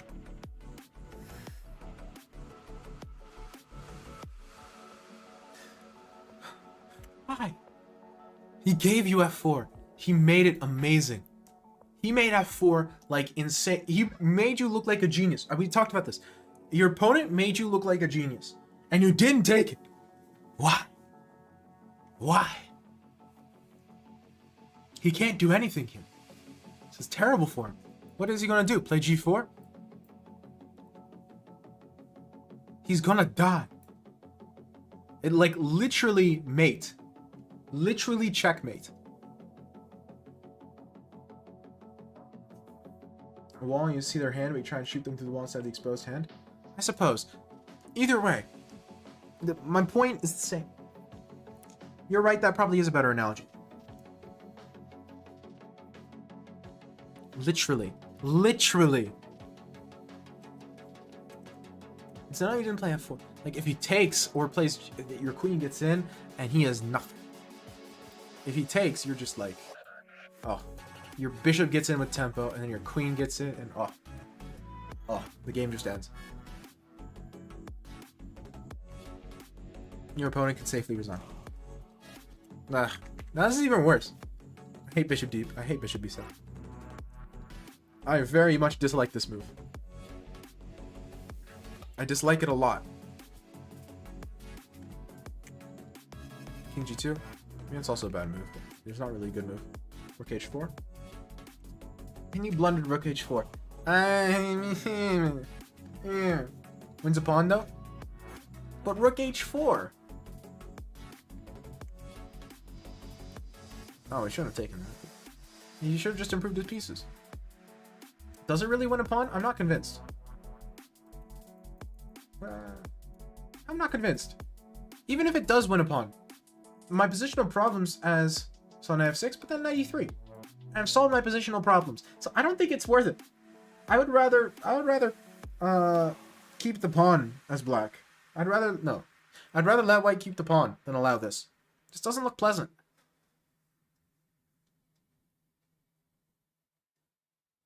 I mean, it's fine. You're still better, but like, why allow this? He has counterplay. He has counterplay. He has counterplay. We went from this position where the best your opponent can do is sit there and die.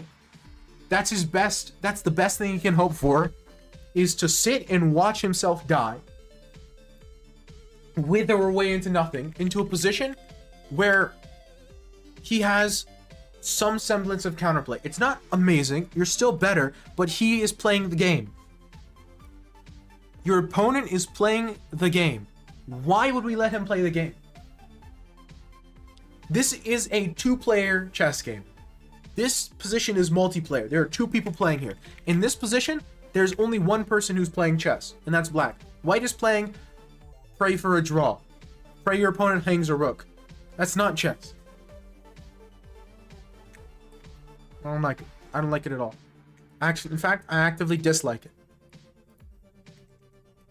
Now, thankfully, your opponent did not play knight e3, so he doesn't actually have counterplay because he prevented his own knight from getting to e3. So, lucky for you, your opponent missed it.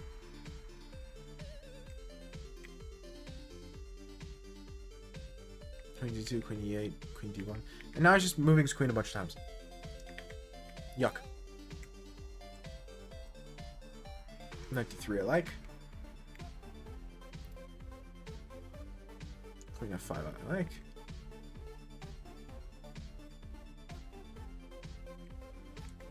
Not a threat. I like this. I like this a lot.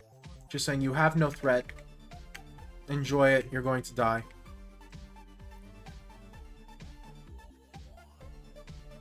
It's not the fastest checkmate, but it's good. True.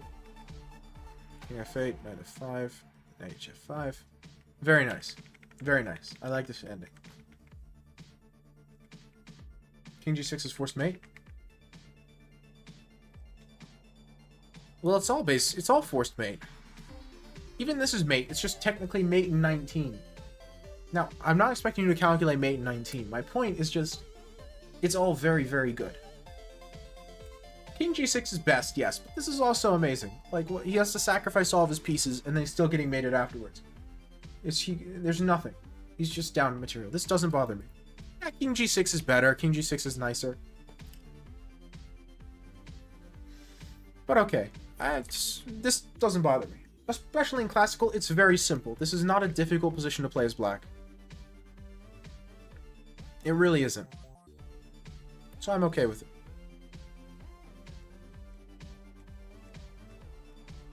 This is nice. I like this. Again, so I like the way you finished this game off. I like it. Good stuff. I'm not going to say you got lucky, because luck doesn't exist in chess, but it was... Why not knight f4? Knight f4 immediately?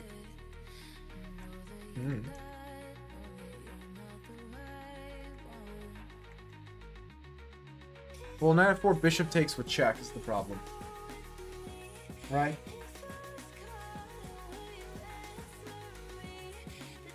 And your opponent suddenly actually has pieces that are doing something.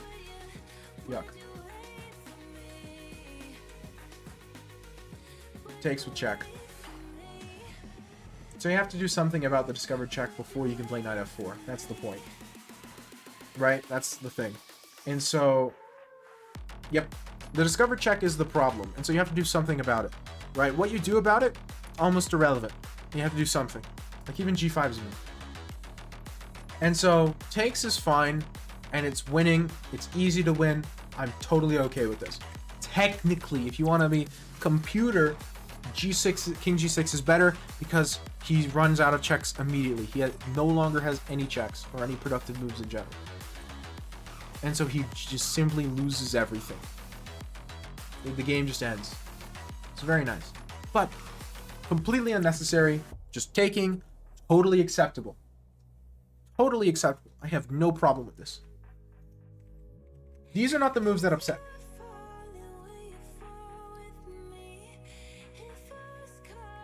These are the moves that upset me. Okay.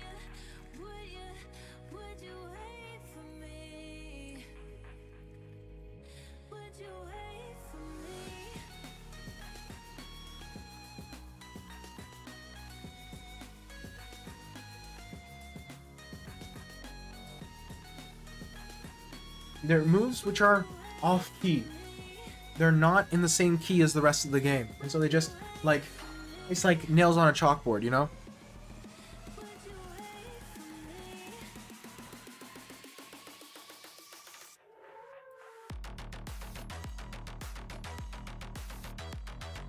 You guys ever play Classical Online? Nah.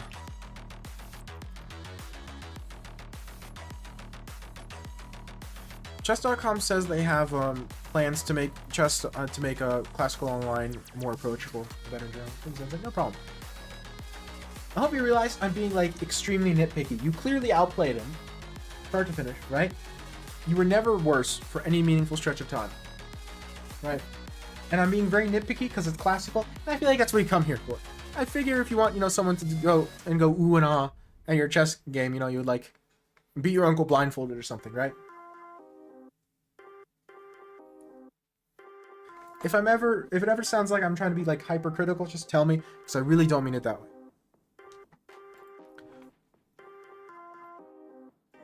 No. I need to go to the bathroom. I'll be right back.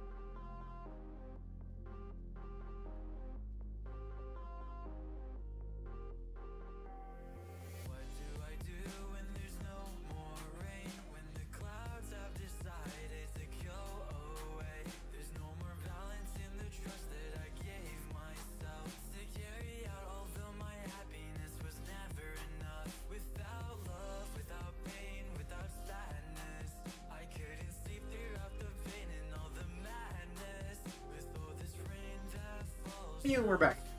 Ow. Nitpicking is the fun part. Hard agree. I want to be told where to improve. Ego boosting is fun and all, but I really just want to get better. I thought so. And again, I'm not perfect. I'm going to make mistakes in my analysis. That's why I'm using engine assist. It's kind of cheating, but you know. But yeah, I figured something could be learned.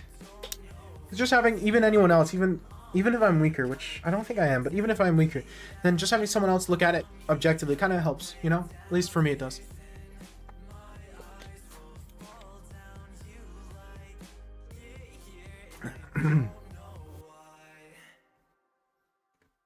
You know, whenever we play tournaments here, like our chess team, once we all get done, we all get one of the chessboards, we come around, you know, like a little circle, and we analyze all of our games one by one, right?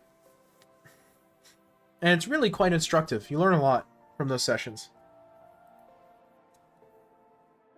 When you wear green, you look like Shrek, but Jesus.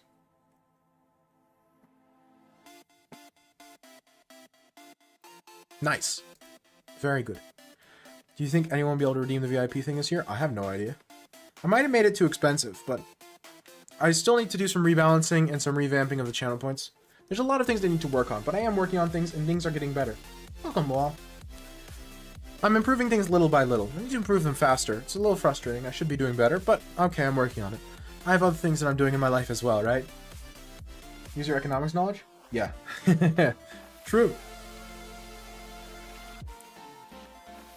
The problem is the currency is naturally super inflationary because it's just generated super quickly out of nowhere. Those VIP give you means you can chat no matter what the circumstances of the chat, and a little badge. That's about it. No, but you know, like I'm redoing things in my chess club. I have like different classes that I'm trying to get better at. I have a lot of things happening. Lost 3 games in a row rapid, and I want to cry a bit. Then cry. Makes perfect sense. Who was next again? Slipher. I don't think Slipher's still here. I think he left. How much taste is gone still? It's not worth it? Oh, do you meet fans when you go outside? Funny story. I've met a few kids at chess tournaments who know that I stream and have been in my streams before. I wouldn't call them fans because I know them as people before they know me as a streamer. So I'm not sure if calling them fans is the right word. That being said, there is one kid I know who met me first through Twitch, and I got him into playing chess and playing in classical tournaments and rapid tournaments and whatnot. And so, yes, I would say there is one who falls very convincingly into that category. Cool kid. Cry when I beat you? Exactly. You will cry when you lose to me. I thought Gon was here. Did he just leave? Still shows that he's here. Absolutely helps. I would say you're a wee bit stronger, but more so you just play in a different style and can shine some new light on how I play. This is true. We both have very, very opposing chess styles. father is in Macedonia. Will you meet him? I think it'll be a little weird if they visit Macedonia just to meet me, especially as not celebrity as I am. With that being said, I wouldn't be against it. Like, you know, public space, a coffee shop or something. But I'd grab her coffee with pretty much anyone. Even like people I really don't like, I would still grab a coffee with them because I think it would be really interesting. Might be more interesting if I don't like the person, right? I'll go for president 2024. I wish, man. I don't think I qualify. I haven't lived in the US long enough.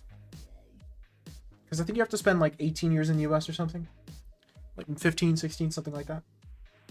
So I'd have to spend another few years in the US. I've said before, if I felt like there was a snowball's chance of improving anything, I would absolutely go into politics. What if they come to Macedonia to marry you? On the one hand, I am kind of desperate. On the other hand, it's a little weird. I have to lean no. It depends, but Soda Factory and Prelup. Gazoza is so good. Be careful, it might make you never want to drink Gazoza again.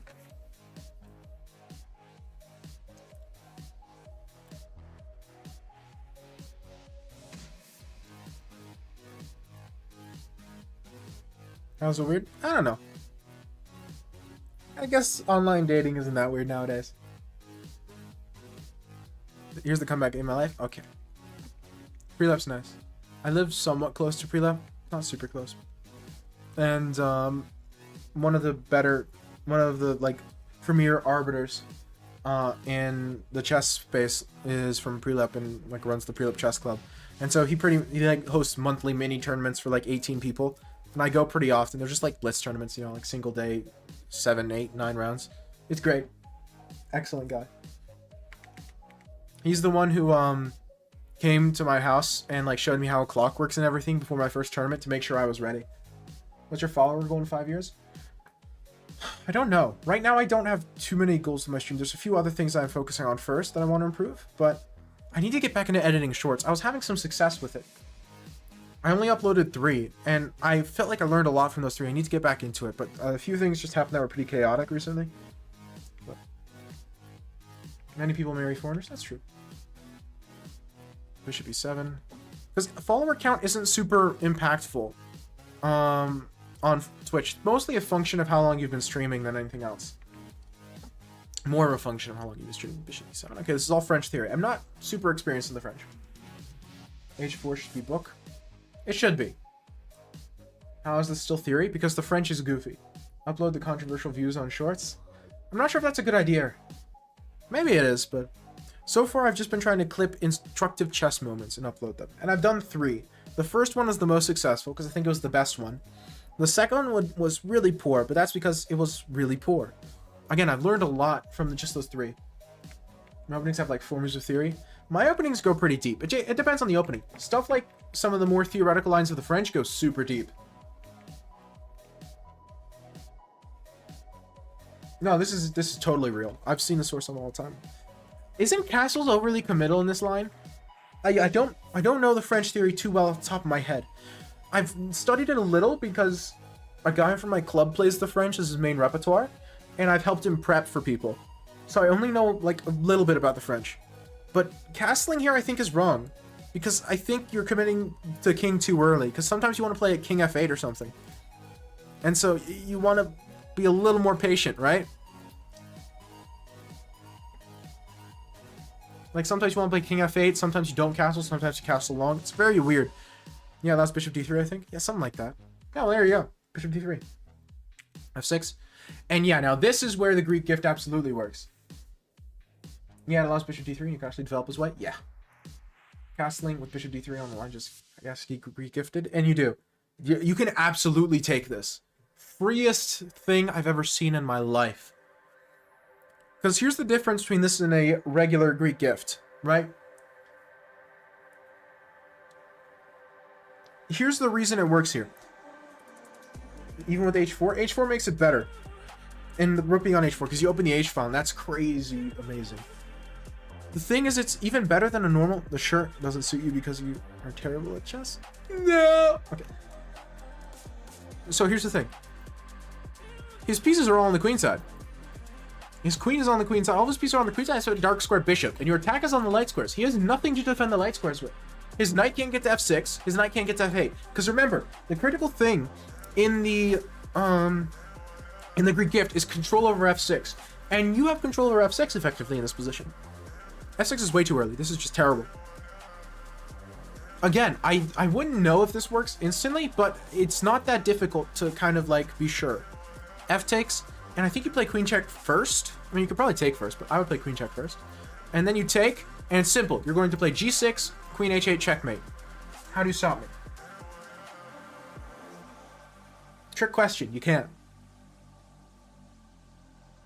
Who made these emotes you have? I made them all myself. Except for my logos. Like my Alchemy and Blobfish and Incogniti and Notfish and the bot one. Except for those 3 logos, everything else I have on stream is like made myself. Or just like ripped myself from different places. Rook move. You still lose. Pray that opponent loses a connection. Literally, yes. Actually, how do you stop this? You don't. That's my point. You can't. You have to sacrifice like copious amounts of material. At which point, white still has an attack, but now also has material.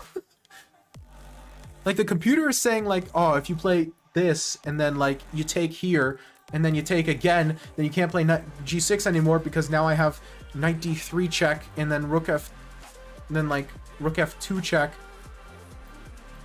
and then I can play king f8 and just congratulations, you made your own currency. Typical economist move. True. Happens with rook f5. Good question. Let's find out. I'm assuming in the starting position here. Rook f5, queen h8's mate, right? King f7, g6, king x g6, queen e8, f5. Oh, oh, oh, oh, oh, oh, oh, oh, oh. This is disgusting. If e takes queen h8, and this is checkmate. So you have to take the e pawn with knight, then rook h6. Oh, beautiful. That's beautiful. That's just stunning. And it's a dovetail mate with the king on g6. Oh, that's just stunning. Rook h6 is gorgeous. I didn't see this at all. I'm of course not. King, then now you take queen, bishop takes f6, g4 check. Yeah, this isn't as pretty. This is very just kind of bland. This one's boring. But, I mean, this mating mate's kind of nice because the knight working here and the queen here. That's kind of nice. Oh, pawn takes is beautiful. I was trying to justify like e6, but e6 you have this and it doesn't work. But no, it's queen h8. Threatening rook h6 checkmate, reading checkmate, and queen h5 checkmate, and you can't stop them both. Oh, because if you play something like this move to make rook h6 not checkmate anymore, queen h5 is mate in 1. Queen h8 is beautiful. Queen h8 is this is just such a gorgeous idea. Sacking the pawn here so that you can bring the queen back and sack the rook. Would you fight if you were in a boxing match? No, I really have no interest in boxing. None whatsoever. Now, that's the computer response to rook f5. The human response is g4, and you lose anyway. Queen e8 to Korean, that is beautiful. It's just beautiful. Now, the human response is g4. It's not forced mate, technically, but you can't move the rook. Because if you move the rook, then you just get mated the same way as before, right? And you just wasted a move. And so, since you can't move the rook, you have to play knight f8, and so you just give me a rook, and I still have this massive attack. So, while that whole mate sequence is, like, super hard to find, g4 is very much not. g4, I would say, is pretty darn easy to find. And it's super duper winning. It's like +5. Now, you have to find g4, but I don't think that's beyond findable for someone if you're in this position. Like, if you get here, and you see rook f5, g4 is very natural. What is your elo now? Exclam elo mychess.com name. I have a command for that.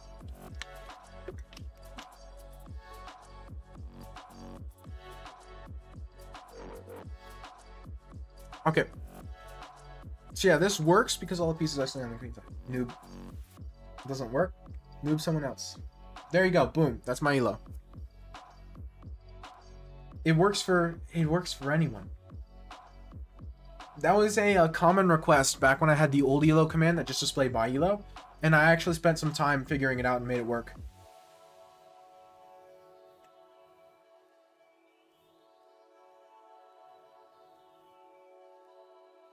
Except me. That's weird, but your rapid isn't 568. Are you sure you spelled your name right? I mean, that might sound stupid, but it doesn't use your chess.com name. It doesn't use your Twitch name. It uses your chess.com name.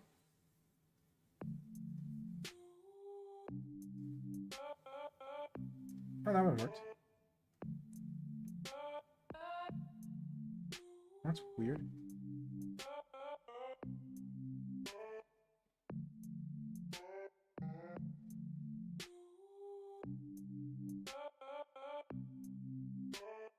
Weird. I wonder why it doesn't work. Jason parse error. Huh. I'll have to look into that.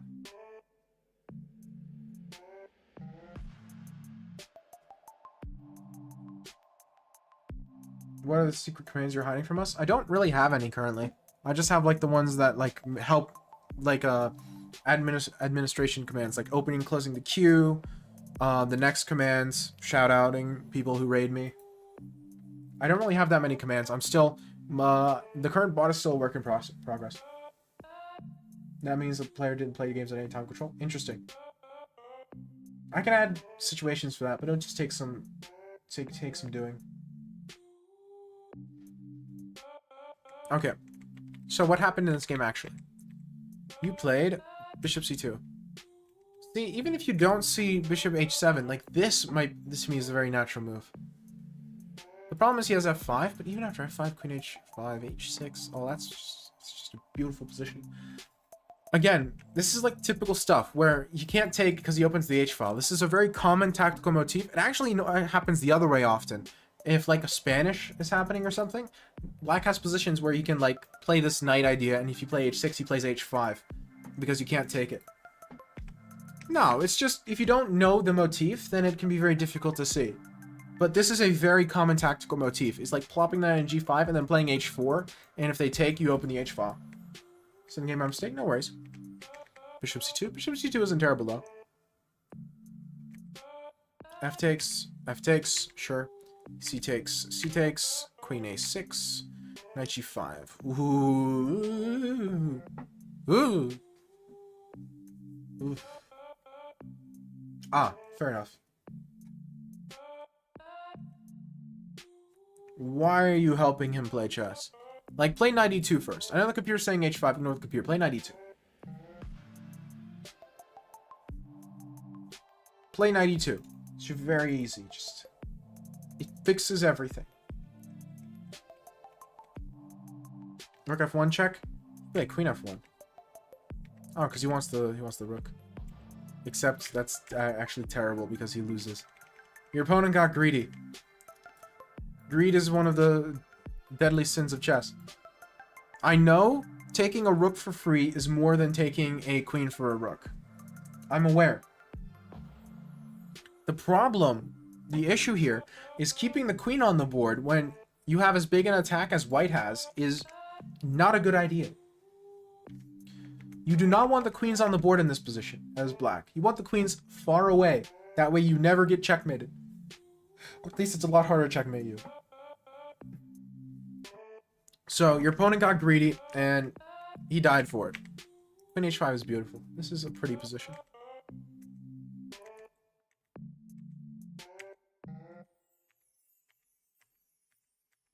Die. That's pretty. I like that. I enjoyed that. Better late than ever, right?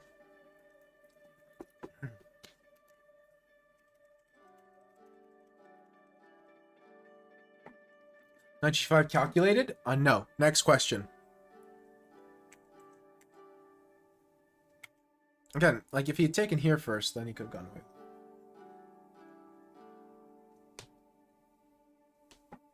Ooh, nice job, pigeons. All above 2k. The rook. Exactly. Precisely. Exactly what I was thinking.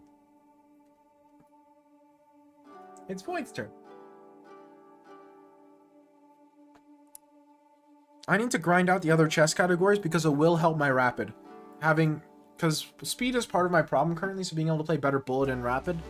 I think trying to get all of them above 2100 would be probably a good exercise for me. I just really don't want to. The game might give you diabetes. You know about John Henry? John Henry was a mighty man, born with a hammer, a 10-ton hammer, a 20-ton hammer right in his hand. I know that movie was American propaganda, but man, it was good. Subtitles are struggling? Yes. I'm mumbling something fierce tonight. I definitely should. Chess Bros is serious. On bullet habits, it's really good. Yeah. 396. And he's such a legendary guy in Macedonia. Like John Henry?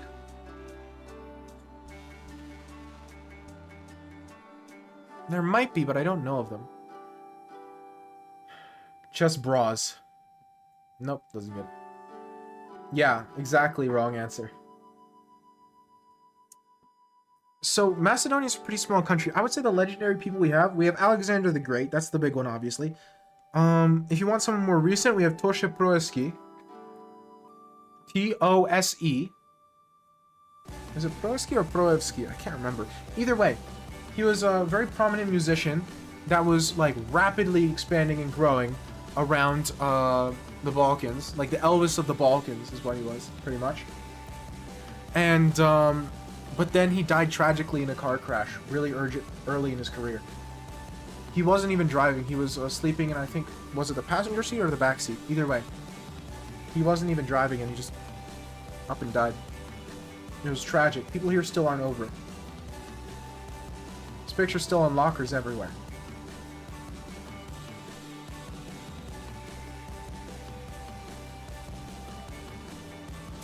That's hilarious, bro.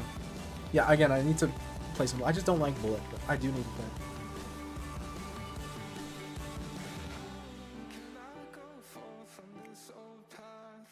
Okay, we've got a scotch. Just like how Paul Walker died? Maybe. I don't know how Paul Walker died, so.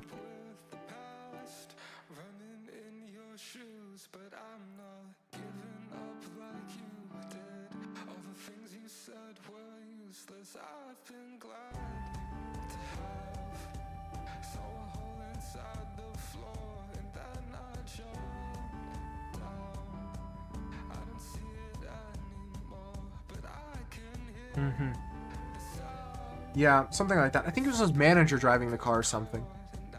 If memory serves. People still take the night in 1900 Rapid? That's tragic, man. I don't understand it. How do people take the night on 1900 Rapid?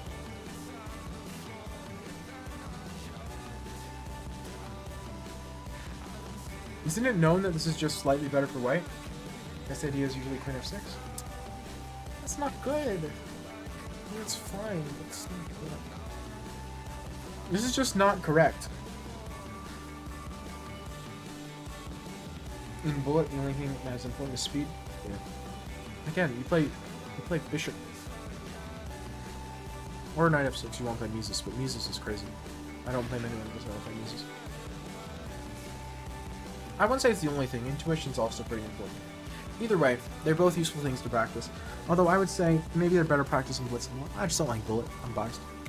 Okay, bishop f4, good stuff. c5. I hate that move. That move is terrible. Can you do something funny like bishop b5 check? Schach. And then like queen c4, queen d3 or something. With the point being that, hey, I got my bishop out before I blocked it. Yeah, c5 is not good. This is probably what I would play. I don't know if it's best. I don't know what the computer recommends here. Computer wants queen e3. Okay, that makes sense. That makes sense. Also likes queen d3, but I would probably play this. Can we play rated? Sorry, Maul, no. I don't play rated against viewers. It just makes things simpler. Knight c3. Bishop e7. f3. Oh, I hate f3. f3 I despise.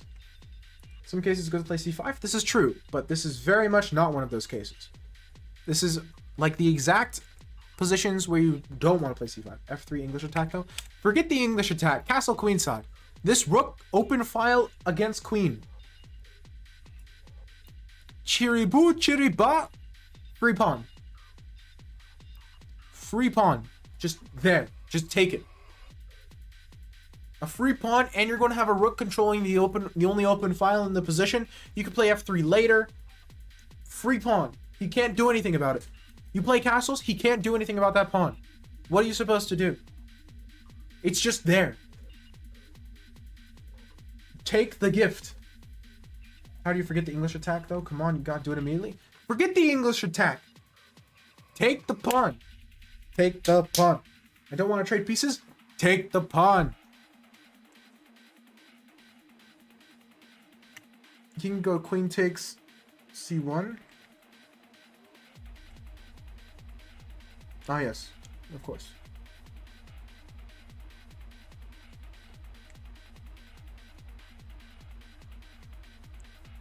Castles immediately, and then you take the pawn.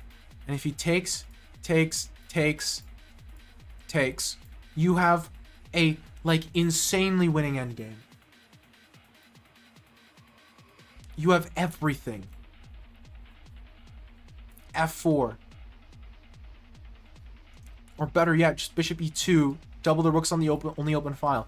You are 100% in control. Fully in control. Rook f d8 is what he's going to play. And then you go rook h d1. What do you mean not confident enough to go for this? This is amazing. You push your pawns. He's like, this is a terrible position for black. It's completely winning. You have everything.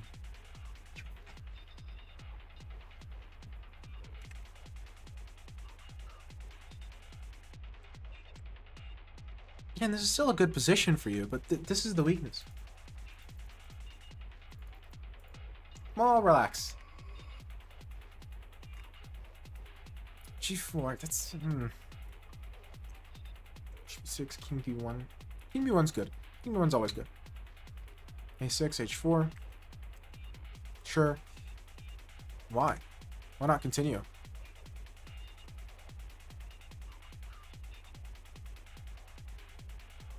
.98 is very, very... I don't like.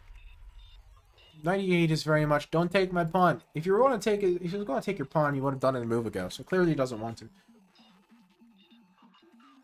I want HG. He's not going to take you though. Like, come on. Why would you play a move that only works if your opponent plays a bad move? This is a bait move. This is Patzer bait. We don't play Patzer bait here.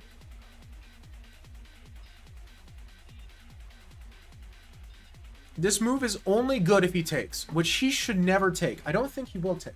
Maybe he will. Maybe I'll be proven wrong. But either way, this isn't a good move if your opponent plays good moves. I don't agree with that on a spiritual level. That's not how you play the game. This isn't bullet.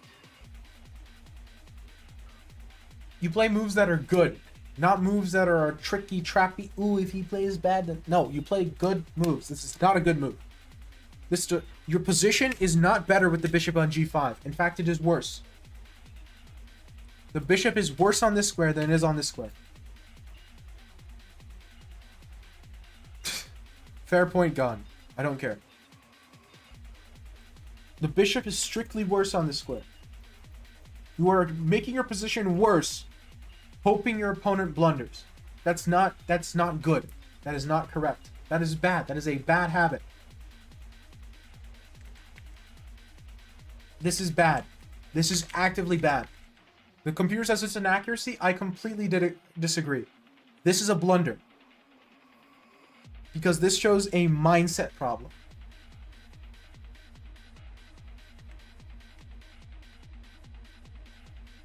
I hate this move. Okay, moving on.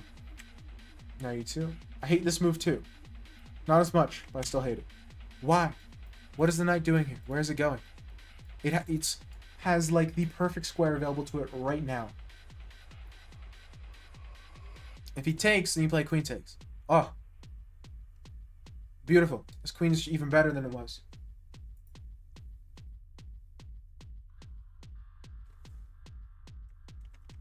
I don't like 92 either. I just forgot that I go there. Okay, fair point. Fair enough. And therefore, in that case, I'm not as bothered by it. Why did your opponent take? I'm so confused. What is this? What is this game of chess? What I'm just. Oh, am I hallucinating? Your opponent played knight takes in the center. He played c5, and then he took this bishop.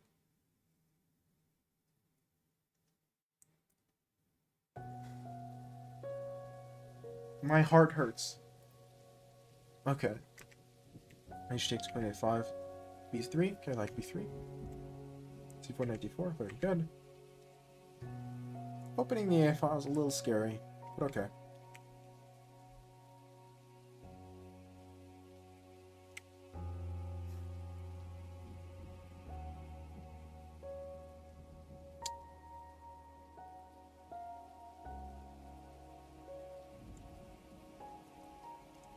You have the setup.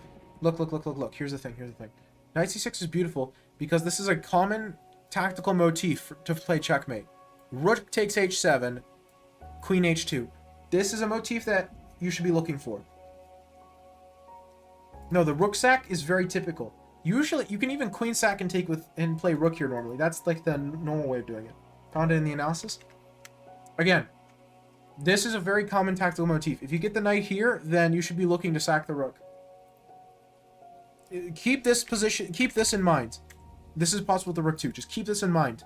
The knight on e7, guarding these two squares, and mating the king on h7. Very common motif. You see this all the time. It's one of like the basic checkmates that are taught in like chess schools. You know? There's like checkmating patterns that you look for that have like names. I don't remember the name of this checkmating pattern, but it's one of those. It's one of those like big ones, right? So like burn this into your brain. This is very important. Okay, moving on.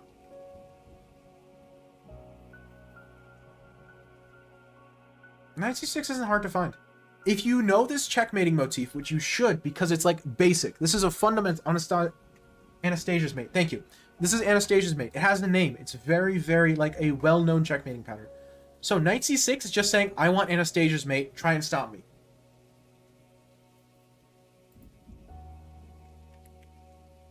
In that case, you're playing too fast. This moves play in 6 seconds.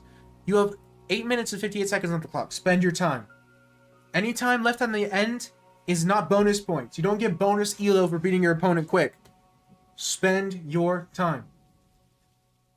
Any time left at the end of the game is wasted. Wasted. Okay. Queen h2. f6. Kill him. Oh, come on. Come on, kill him. Kill him. Kill him.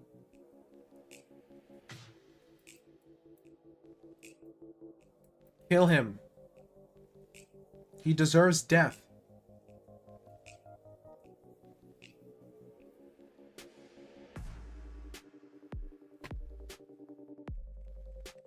Okay.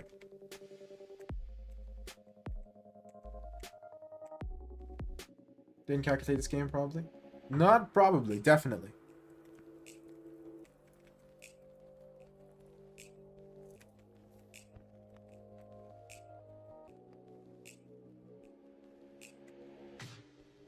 You're making this way harder than it needs to be. This... Okay, okay, he gave you a fast checkmate. He didn't put up much of a fight. This knight here, and it's kind of annoying. Still theory? Absolutely. 100% still theory. Knight here, and you're still completely winning, but it's more annoying. You don't have to actually think. You have to use your brain now. Ugh.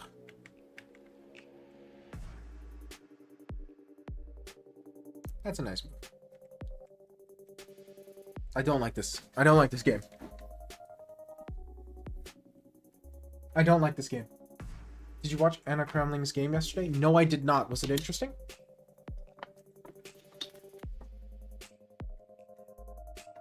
I had stuff to do yesterday. Yeah, no, I hate this game. I hate what both players did this game. I don't like either side's chess this game. Maybe I can hit 1900 soon? If 1900 play like this, absolutely you can. Gemini played the cow against her. See, that's a good sport. I love that. I love that. It's not about winning or losing. It's about sending a message. Interesting game though. Memes aside, and like a slightly exaggerated anger aside, you did play better than your opponent, but you didn't spend time when you should have, and you overlooked so much because of it. Additionally, instead of taking a small advantage, you risked it all on a big advantage. In this game, it turned out. It worked. However, you can't use gambling as a way to win long term. The house always wins. You're not going to gain elo and rise the ranks betting at all, you know? Openings don't matter when the skill gap is large enough. And Anna Cranling is an amazing chess player, far better than me, but she's not a GM. And even she would tell you that. I don't think that's too harsh a criticism.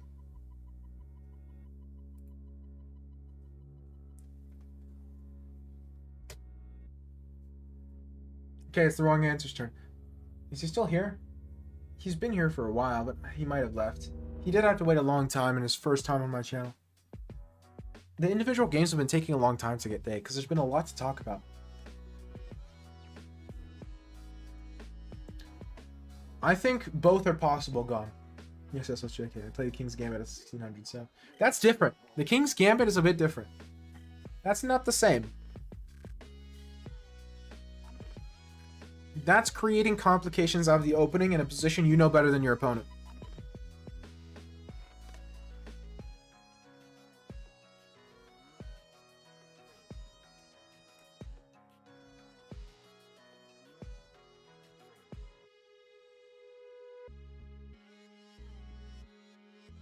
It's Molal's turn. Molal should be here, or did he leave too? Why would I do that when I'm already brainless? Now we're thinking. Kidneys. Because we don't have brains in.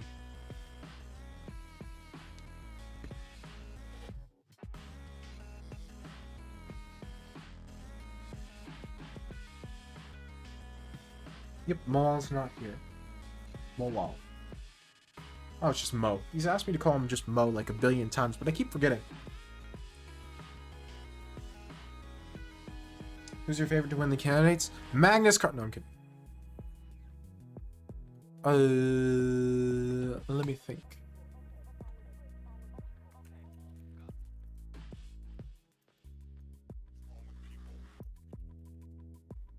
Let me make sure I know who's playing.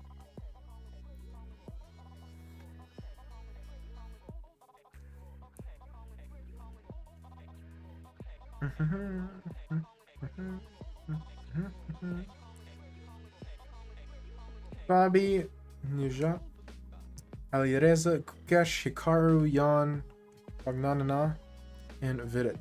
Probably Fabi. Probably Fabiano Caruana. The captions cannot do it at all. The captions are just done. I mean, there's a ton of people in this field who could win. There's an insane number of insanely strong chess players here.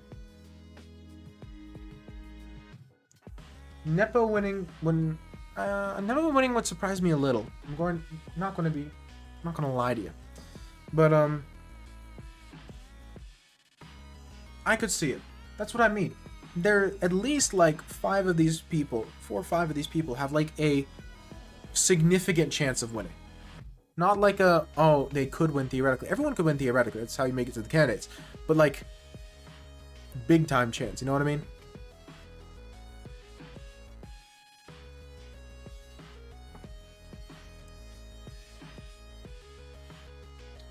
Hello.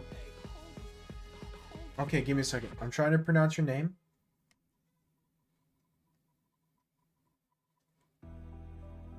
What?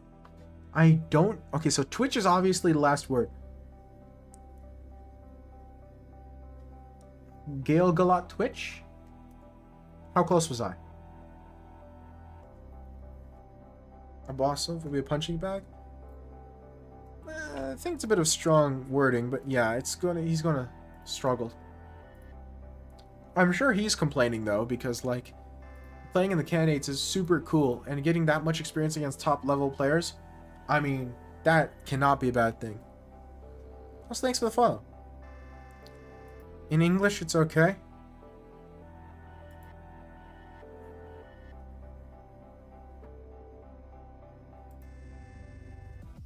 Because I'm from Argentina? Oh, okay. Then I stand no chance.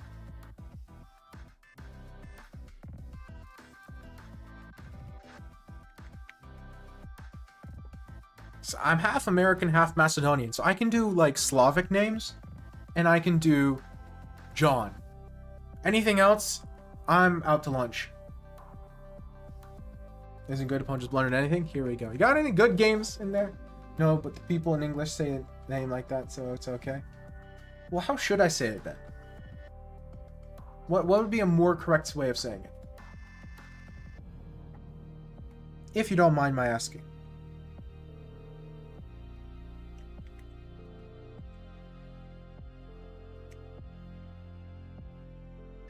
C4? Meroxy Bind?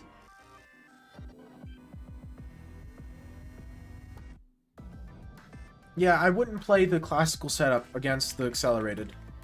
Yeah, no, this is just strictly... Okay, your opponent doesn't know what he's doing either. Never mind. It's all good. Nobody has any idea what they're doing. Oh my gosh. Your opponent doesn't know theory either. You're fine. D6 is incorrect. D6 is strictly incorrect. I'm actually kind of baffled. Why go accelerated dragon? Just transpose into the dragon with D6. Isn't the point to play D5 in one move? Exactly, Gon. You are 100% correct. You castle here as black, and you laugh. You laugh, because now you get D5 and move early. And you are not only equalized, you're slightly better. This is a fantastic opening. This is a hilariously successful opening for black. This is excellent. Opponent just blundered the game. Yeah, no, there's zero reason to play D6 here. It's counter theory, it's counter principle.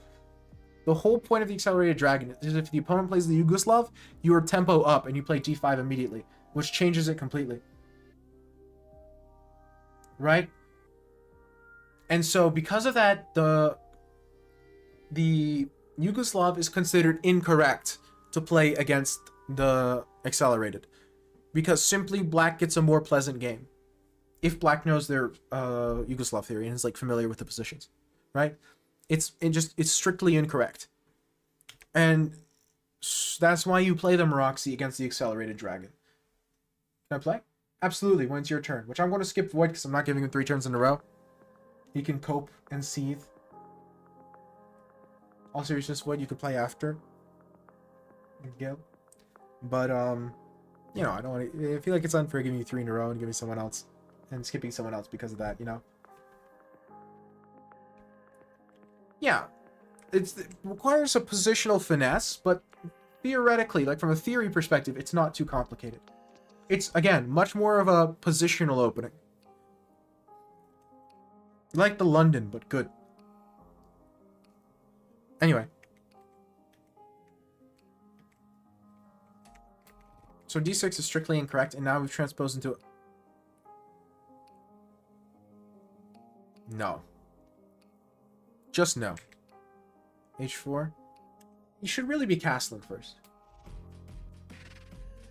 You could play Bishop C4 first if you'd like, but you should really be castling. And the subtitles are such a good idea to do in a stream. Thank you. They do pretty well, and they're actually locally run on my machine, so I don't like send my voice data to Google and they send back subtitles. I'm pretty happy about it. I love having things locally run on my machine.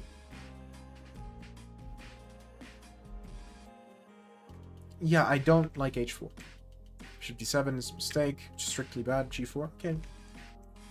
Knight B3. Bishop c5. Okay. No, wait, I can see it. Oh, you're big chilling. I don't like takes with bishop. Bro wasn't cooking at all. How? This is interesting. It's a guy who plays the accelerated dragon who doesn't know non-accelerated dragon theory. That's fascinating. I don't like bishop takes. You play queen takes because you're stopping him from castling. That's very good for you. So keep that. Hold on to that. His bishop's not really attacking your queen. He doesn't have anything good to do. And plus, then when you castle, the rook will be looking at the queen. It's even better. In my opinion, I was thinking captured. Anyway, in my opinion, it's just significantly better, and you end up with a winning position. Do people even know the Maroxy online? I'm not sure they do. I'm not an accelerated dragon player, so I couldn't tell you. I don't feel like it's difficult to know the Maroxy because it's not that theoretical of an opening. So if you know the position, while you won't be able to play it super well, you'll be able to play it to some level where it will cause some degree of problems for the black pieces. Okay, so far so good. Yeah, and see, you ended up going bishop back to b4, queen to c3, so you just ended up wasting a tempi or two. Berska, thank you so much for the follow. Yeah. Captions don't do super well with names. They do pretty well in general, though. I'm actually pretty impressed, given how little CPU resources it takes. Bishop c3, queen c6, king c5 check, bishop c6, bishop b5. Oh, beautiful. Beautiful. Kill him. Yeah. So, just a brief explanation to make sure that everyone in chat is keeping up with what we're talking about when it comes to the dragon theory. The mainline dragon, like the main primary line of the Sicilian dragon, goes here, you play d6. The reason you play d6 is so after d4 takes, you can now play knight f6 immediately. Because, let's say we play some random move that doesn't help the position like a6. I mean, a6 is fine, it's the O'Kelly, but that's not the point. Let's say we do this, and now we try knight f6. The problem is now the opponent can push the e-pawn, which isn't always a good move, but like now it's something we have to deal with. The e-pawn push gets kind of annoying. So, and maybe it doesn't happen now, maybe it happens in a move or two, but the point is like, okay, maybe here, and now you push the pawn. And white gets a big advantage because this knight being pushed and this pawn is really quite a big strength. So, in the Dragon Sicilian, when you play g6, you play d6 first in order to be able to play knight f6 really, really soon. Right? And so then, after this, you can play into the dragon. Because they have to defend this pawn. If they go f3, then this is a little technical, but it ends up being a slightly worse version of a different Sicilian. So playing f3 is considered wrong. But if they play knight c3, then you get your main lines where you play like g6 and you go bishop here and whatever. It's chess. Right? The accelerated, and so then the positions kind of get crazy and explode, and you get this like crazy series of moves called the Yugoslav attack. And in one of the lines, black wants to play d5, and in basically every line, black wants to play d5 at some point. And white's job is to punish black for wanting to play d5. Okay, great. So, players who play the black pieces here had an idea. They're like, okay, what if I play knight c6 first? Right? That way, if d4 takes knight f6, the difference is in this position, I haven't played d6 yet, but I'm still preventing that pawn to e5. Well, it's not knight c6 here. It's not knight f6 here. It's g6 here technically first. The move orders is important. Bishop g7, bishop e3, and now it's knight f6. This is important, but it's technical as to why. And they're like, hey, guess what? Now I just have a dragon, but I haven't played d6 yet. Which means when my opponent plays bishop queen d2, it's that same main line as before, but because I haven't played d6, I have a move extra that I can use to play d5 immediately. So I don't waste a move by going d6 and then d5 later. I can play d5 in one move. And it was like a big deal because like, oh, if you get this is actually better for black. Because black is almost good in the other version, in the version where you take two moves. But in this version, black is doing excellent. So now the white players had to come up with something to deal with that. They had to come up with a counterplay because they're like, oh, we can't go into the main line anymore against this. And so what was discovered was, hey, since you didn't play knight f6 early, you're not attacking this pawn, which means I have extra time to do something else if I want to. And that something else you can do is you can play c4.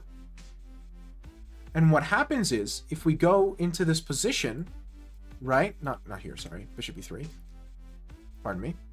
Bishop e3, let's say knight f6, just for the sake of argument. I know these moves aren't correct, but work with me. Now if we go into this position, let's say play f3 again, like the typical thing. Now I have the pawn on c4 instead of c2.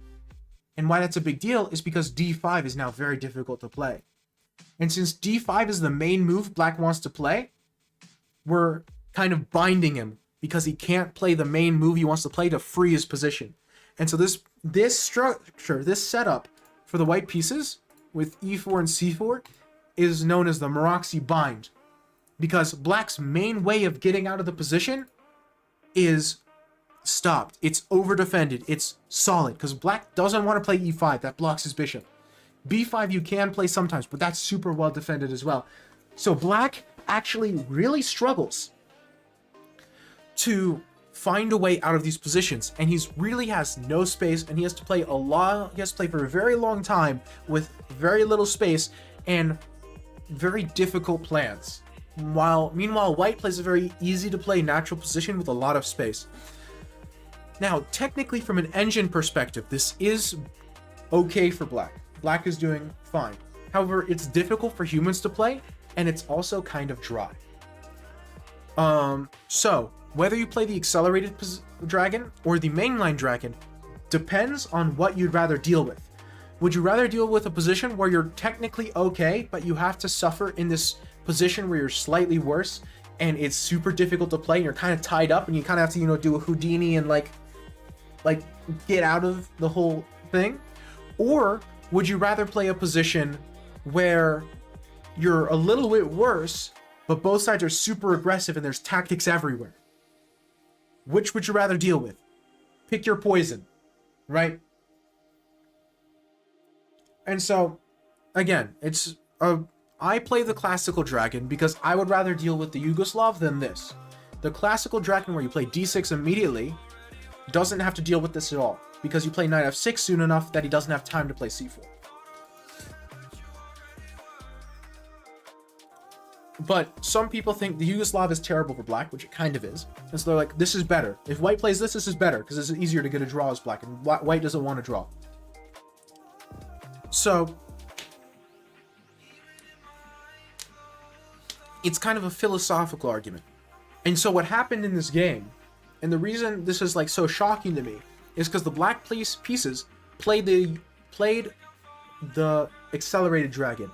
And Void made the very easy to make mistake of going into the Yugoslav attack that we showed earlier. And like we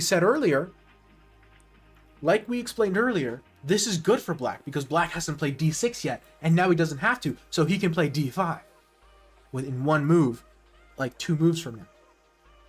This is really good for black. Black is like celebrating. If you're a dragon player here, you're celebrating. But then black plays d6 in this position, which is completely unnecessary and goes completely against the entire way the opening was set up. It doesn't make any sense. Because black knows enough theory to get into this position, but he doesn't know the reason it's good. And this is actually a very good explanation of why memorizing theory doesn't help. Or it's not enough. This is a very, very good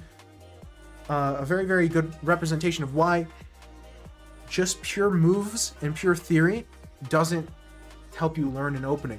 Because black knew his theory, but he didn't know why. And so when the opponent did something slightly wrong, he wasn't able to punish it.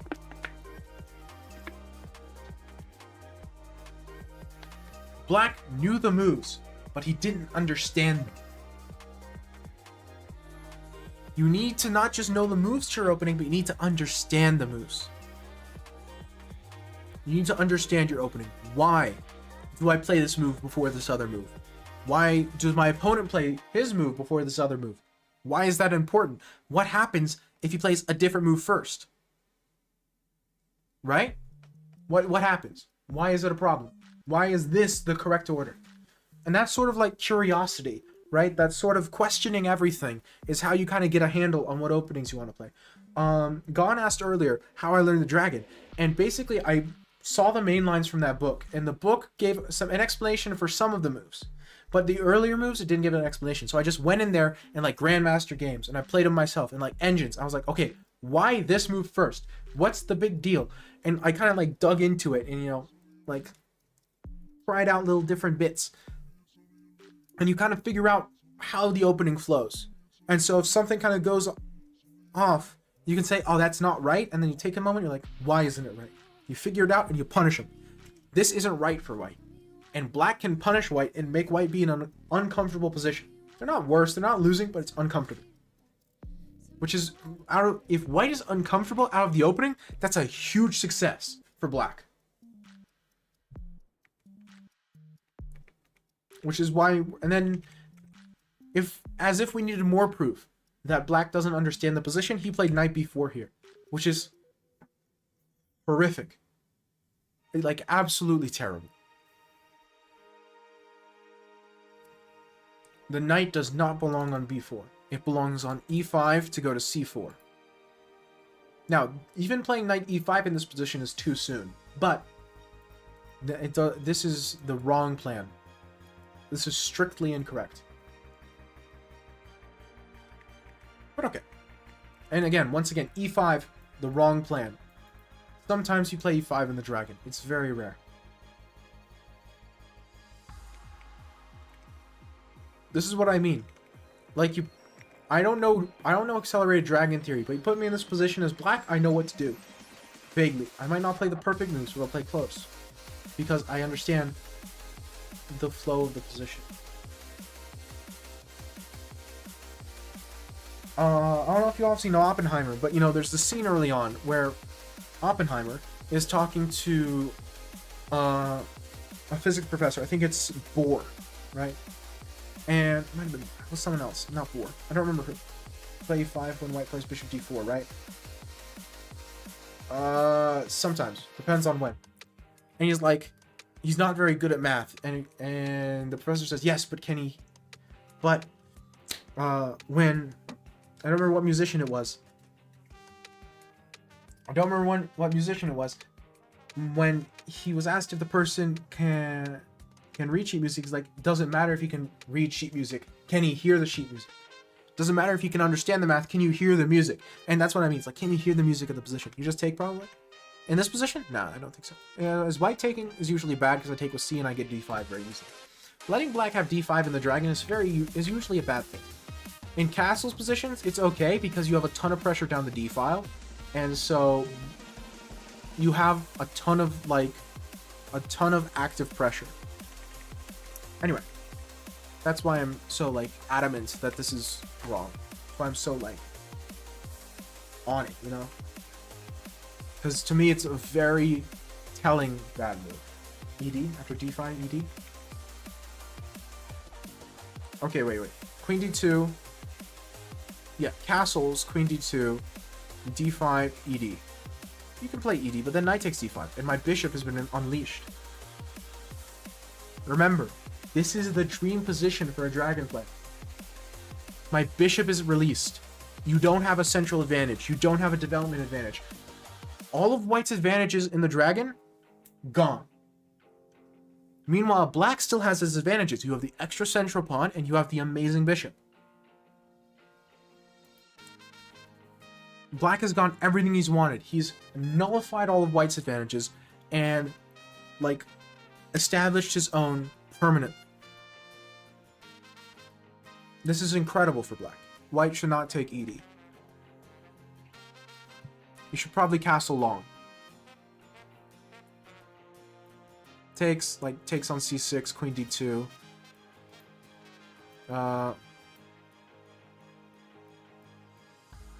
Rook d2, bc6, knight takes e4. And then play this position where you're hoping that this fractured pawn structure is enough compensation for my amazing bishop. It isn't, but you're hoping. And this isn't a good position for white, but you're hoping. But this is just better for black. ED is even worse. Because, like, what next move do you play? Castling just loses. Castling just loses to queen e3, and bishop takes d4, and you've just lost a piece. So you can't castle. Sorry to interrupt. I said you play a game, when you finish, and don't please accept or not. Okay. Well, I just finished, so good timing. I can. And I appreciate you sending it unrated. I usually play unrated against viewers. Oh, Minecraft. Okay, let's see. Let's see what we got here. Okay. Totally reasonable.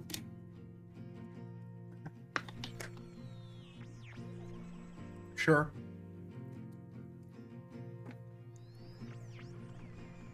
And here's the nice thing about Twitch chat. Gal. I'm trying to pronounce it. If you type something in chat, you're not interrupting, like, ever. Because if I don't want you to interrupt, I just won't read it until the time is right. I mute you. Don't know what you're going to do. Good luck. Okay. Either way, you're playing unrated, so if you don't want to mute me and just talk about the game while we're playing it, that's okay too. Or if you want to mute me and, like, take it seriously and try, your choice. Both are totally fine. Am I only allowed 2 turns? No. You can play again. I just didn't want to have you play 3 in a row when someone else is waiting.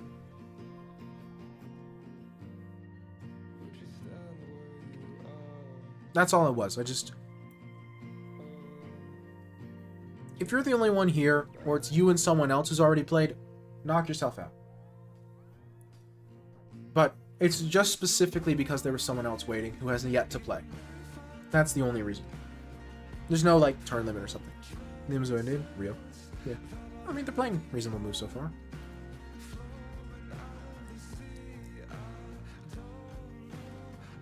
That's the first move I really don't like.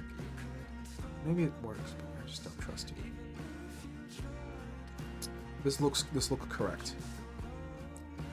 It's very ambitious, but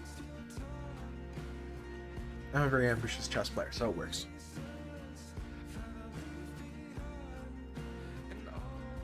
I want all of the space. Ooh. Now that doesn't look pleasant. B6 I've never seen? Well, technically this is a Queen's Indian. However, I think the moves are slightly incorrect, because in these lines you often play c5 or d5 really early in the Queen's Indian. And if you do that against the Catalan, it's actually one of the best setups. Kind of void, but there are many Queen's Indian setups where you do go for an early d5 or c5, and it's actually one of the best ways of meeting the Catalan. It's not only reasonable, but actually very good.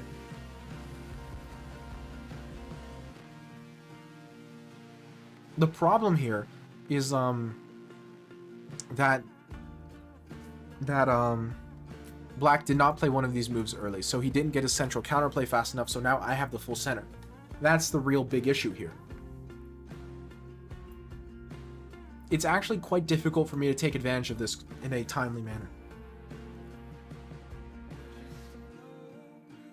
Again, usually my #1 recommendation against the Catalan is the Queen's Indian. You have to know a little bit of theory, but compared to most other lines in the Catalan, it's not much theory at all, and you can completely reasonable positions. Why do you play the moves late? Yeah. Again, you have to play some pawn push. Yeah, unfortunately, this just gets the bishop trapped. Which is pretty funny, but...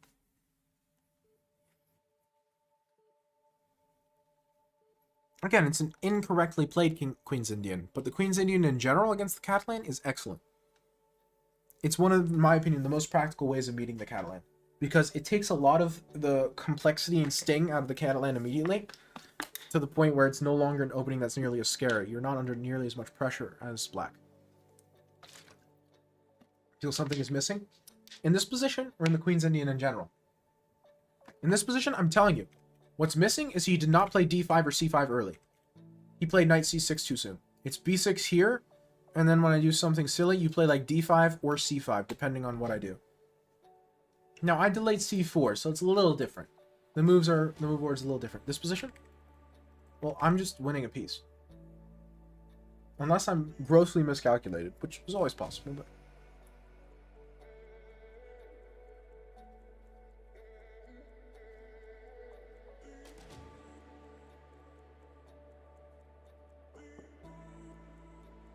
Don't know openings? I made my own opening.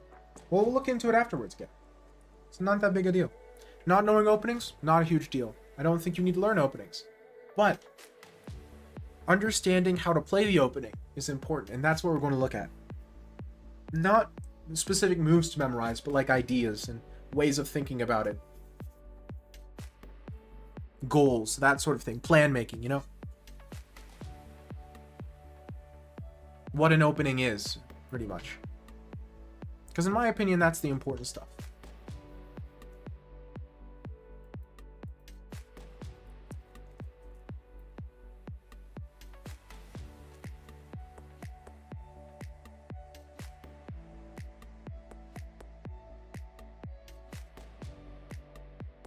But creativity in chess is not a bad thing.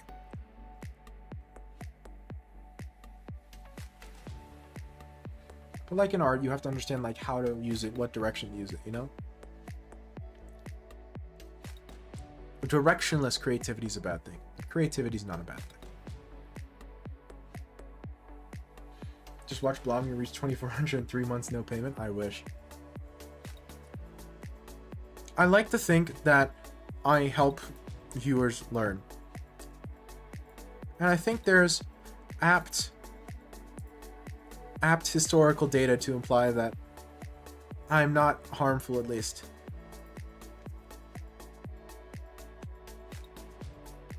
Okay. Actually a pretty good move.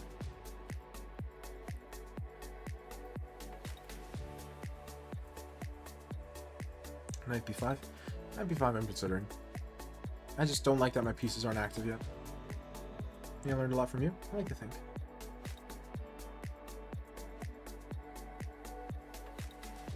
I actually like the way Black's playing all of a sudden.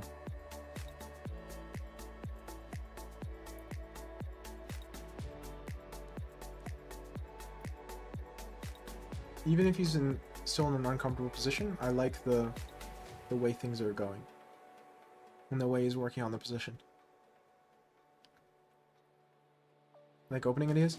I like to think that I cover an aspect of chess that isn't talked about enough online or in general. And so I have utility from that perspective. Maybe I should have gone to f3. This was a little optimistic.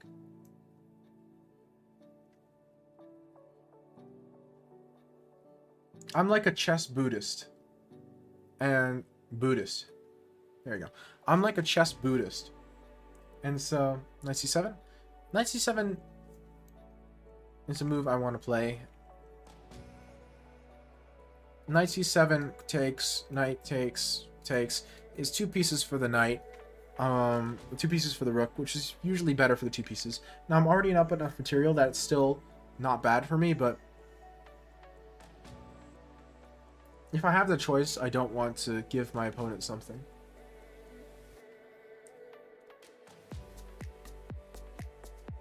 Knight d7 is an idea, though. This knight has multiple squares it can jump to. The goal currently is to get this knight in the game, because I feel like this knight's not doing anything. Because it was kicked off of e5, which it should have been. e5 was a very strong square. And I didn't want to play f4, because I can still be kicked off, and then this diagonal is weak. Stream is delayed for me. Be right back. Duh.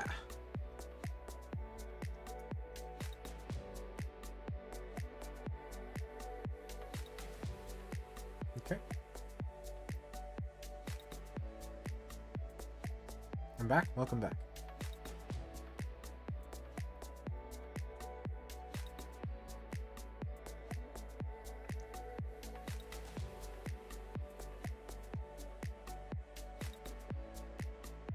Again, what happened in this game has stunk for Black, but since the Piece Blender, Black's been playing completely reasonably. It's dumb to say, of course, but if Black weren't down a piece, this would be a pretty chill position. Rook C, Queen B, Rook FD.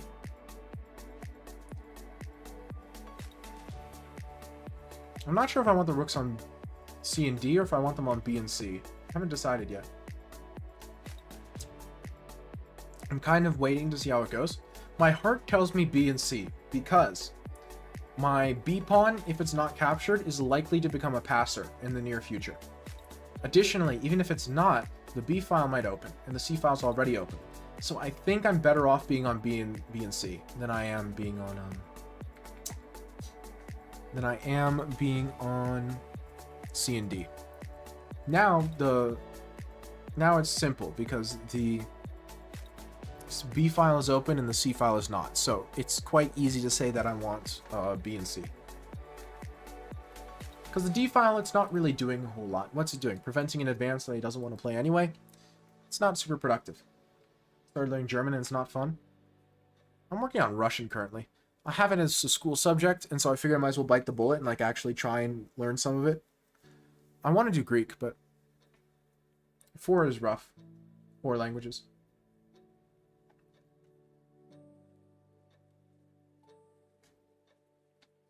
Russian might be a goal someday. It's a very interesting language, especially comparing it to Macedonian, which is a South Slavic language. Bro, are you down to play the next game? The next game is currently taken, but the game after that is open, if you'd like that one. If that's an option. Ronak, thanks so much for the follow.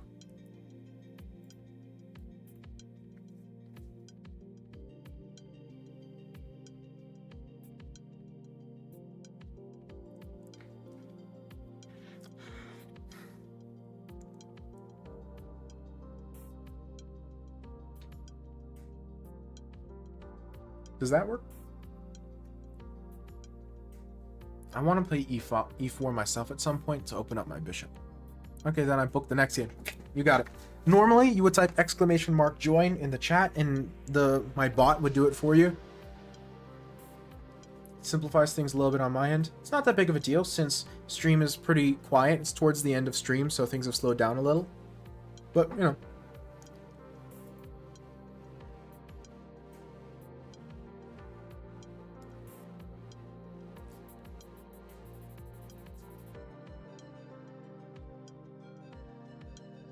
Like I said, B and C.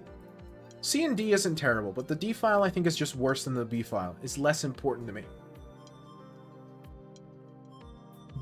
C and D wouldn't be terrible end of the world, but...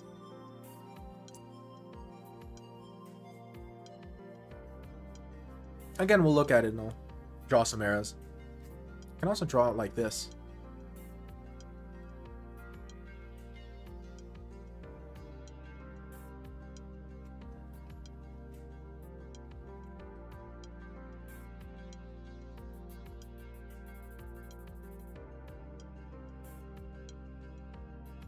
Something I baked in is the ability to just draw on my screen. Draw a car? Okay, okay. Watch this. What? Oh, sorry. There. Here. Here. And then like...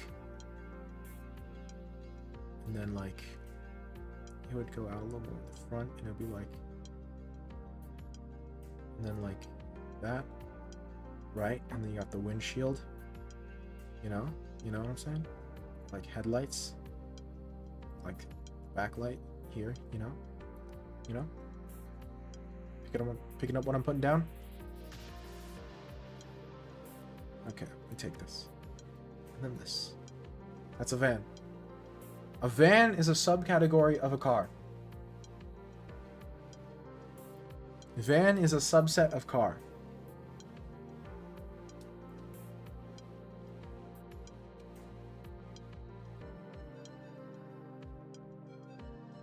And it's only because I made the back too fat. It was like almost. Well, that's mean. Just because I drew a van? It's a little harsh. I mean, I understand that some people don't like vans, but like... Didn't think someone hated vans that much.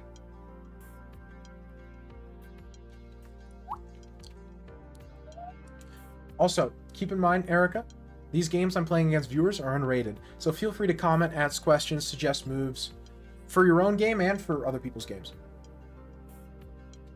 There's no such thing as stream sniping when we're playing unrated. At least that's my philosophy. What do you mean I drew not a cool van? Forgot the spoiler? Oh, right, you're right. I'll fix that right now. Give me a second.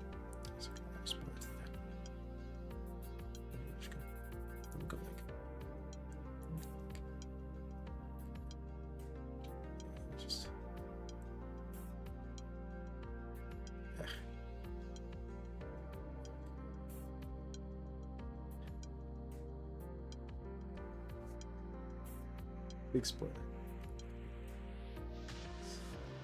And like a little exhaust. And then like that air intake coming out the front. Yeah, now we're talking. Now that's a van. Only the highest quality chest content. Now this is a cool van. Add like some, like a flame decal.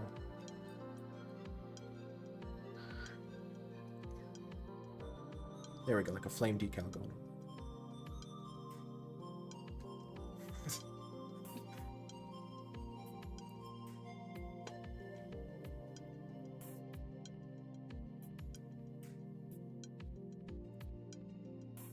The coolest possible van.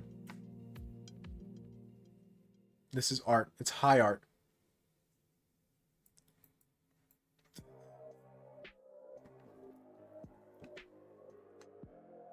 Bishop d5 wins. Bishop d5 won a move ago, and I just... Regar. Okay. Let's delete the van. Sorry, the van must go. Call me Vincent! Because we gotta make the van go! Okay, I'm sorry. I'm sorry. I'm sorry. Okay, let's analyze this. There's a lot to talk about.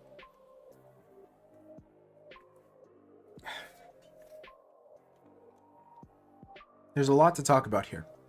So, knight f3, e6. Totally fine. d4, knight f6. Also good. g3, bishop e7. A little slow. Just a little bit slow.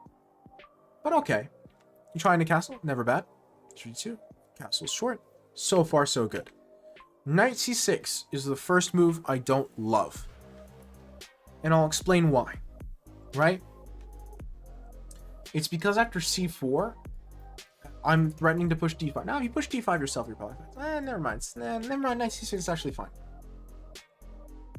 d5 here? Yeah, no, d5's fine. No, I was thinking b6 immediately. Maybe b6 immediately is a little optimistic, but you have like this.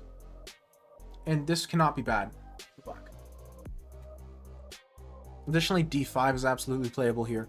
c6 is playable here. There's a lot of options. Okay, so far so good. This is actually the first bad move. So, there were, well, I'm going to say there were. After the fall of the first chess champion, Wilhelm Steinitz, and during the reign of the second world chess champion, Emanuel Lasker, there were two schools of chess thought, right?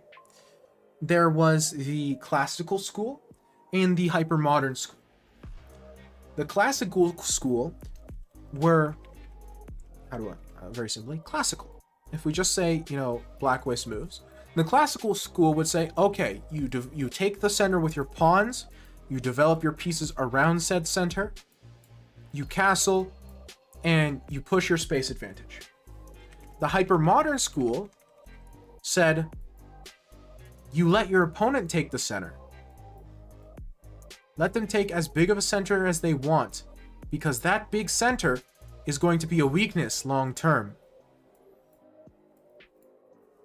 And after we're done setting up our pieces, we're going to strike in the center, and we have a lot of flexibility to decide how we poke and prod the center, because that big center is a weakness, right? And so those two schools of thought were battling it out in the early 1900s to the 20s. what it ended up winning was Emmanuel Lasker, who had like a balance of the two approaches. Sometimes he would use the classical school, sometimes he would use the hypermodern school, depending on the position. But what's important to think about here is those are in general the two ways you're expected to start a game of chess. Knight f3 is kind of a hypermodern opening, and so we both kind of ended up starting in that style. And then I moved on to more classical style chess. Now here's the issue. The whole purpose of the hypermodern school is you're saying you develop and you keep your pieces safe before you take the center with your pawns. I transpose into d4 a lot, but I wouldn't call myself a d4 player because, for example, against a Sicilian, I transpose into the open. Against c5, I don't go into an English, I go into the open Sicilian, which is slightly different than what most players would be expected to do, but that's just because I like the open Sicilian. Pardon me. So, in this position, you've gotten your pieces out, now you need to keep your pieces safe, right? Because if I'm allowed to push all your pieces backwards, then your ideas don't work anymore. Because your whole idea is you're keeping your pieces poking at my center. So in this position, you kind of have to play something along the lines of d5. You've developed a lot of your pieces, you have to take back at the center before I get too big of a center and things go crazy, right? Because the center is the most important part of the board. I don't know if y'all have already learned about this, because it should be a thing you'll learn pretty early on, but a lot of times people miss it because it isn't super well explained. Center is the most important, just because it's the path from one side of the board to the other. And if you control the center, you can move your pieces from one side of the board to the other faster, and so you're more flexible. Additionally, most pieces are stronger when placed in the center than they are when they're placed on the side of the board. So controlling the center, just useful. So b6 is a good move in the sense that it's moving forward your position and it's a move you want to play. But it has to be played a little bit later. Like one move later. If you play d5, I'm going to play something like queen c2 most likely. Maybe I'll take. Depends. I'm probably going to play queen c2. That's how I play queen c2. Now you can think about playing b6 here if you'd like. Problem is I have takes, but you can consider it. Heck, maybe even take here. Who knows? We could get silly. The point is you're protecting your pieces and keeping them in good squares. After b6, d5 isn't even best, but I'm given the ability to play d5, and your knight is forced to the edge of the board, where it might still be good, but it's a little bit more suspicious. And then playing the knight backwards also struggles. The knight on the side of the board looks bad, but you are targeting a weakness. This is just wasting 2 tempi, right? And so now I'm taking the full center. And now the problem is you don't have pieces. On knight a5, b3 runs into the problem that you can just take and bishop b7, and I'm not threatening anything. I can't kick the knight yet because it can still go to just c4, and if I play knight fd to try and get the knight, then you can just play knight takes d and I still can't push. So it's very difficult for me to actually control all the squares I need to trap the knight, which is an unusual motif. This is not how this normally goes, but in this position specifically. So I'm now just capturing the entire center, and so even if you play something normal, you run into some problems here, because now I have the full center and your pieces aren't as able to poke at it as they normally can. You're getting more pieces forced backwards.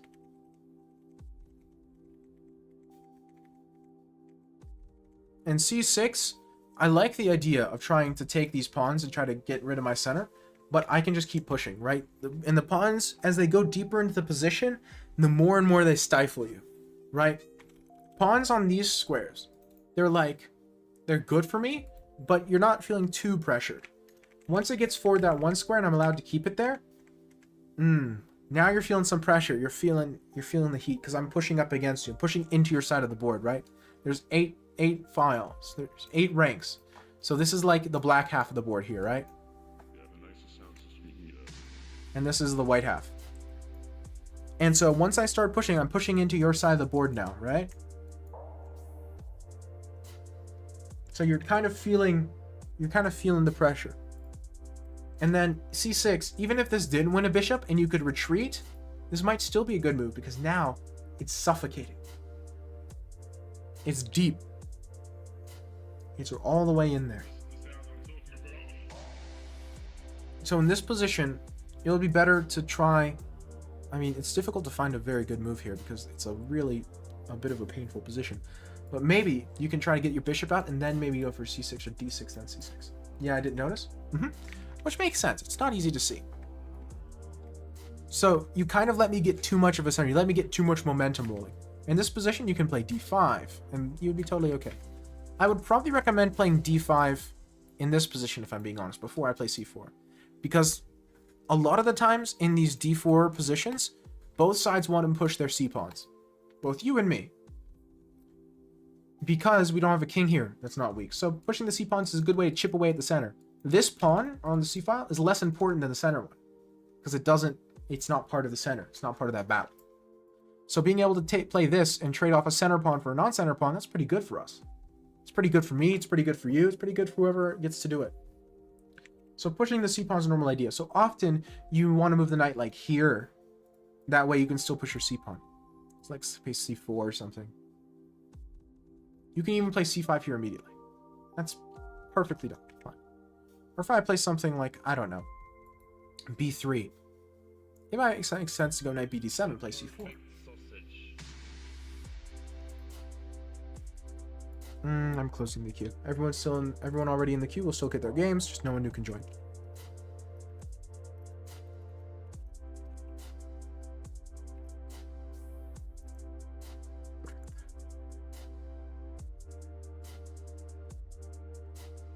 Give me a second, let me pull that up. 8 Graves. Have I heard of 8 Graves? I feel like I have heard of 8 Graves.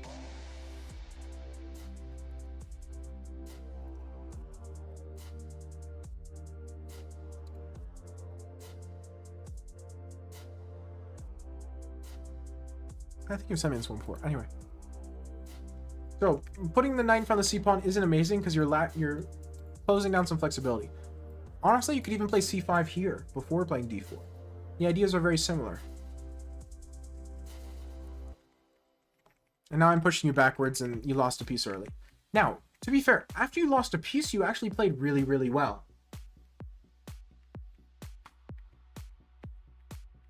Basically, all of your moves here were good. There's like nothing really I could say. Really here, like the worst thing is like play the queen here instead. That way you're not risking anything on the c-file, right? Which is a little weird, but it's basically saying, hey, when I play queen c2, you can just take, right? And you've actually fixed everything, so I can't play queen c2 yet.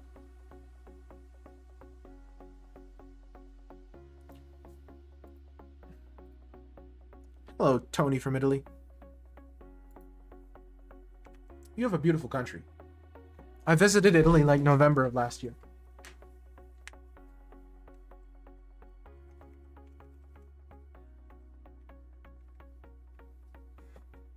Yeah, no, that's absolutely what you should do. You should, like, you're already losing. Why not lose more? Yeah, if you have a chance of winning. Risk it all, you know? Put it all on red. This is not financial advice.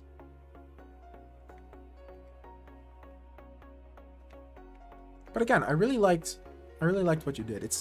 There's no good moves in these positions, right? And so here you end up losing the rest of your material, which stinks, but you know what? How's that brilliant? I have no idea.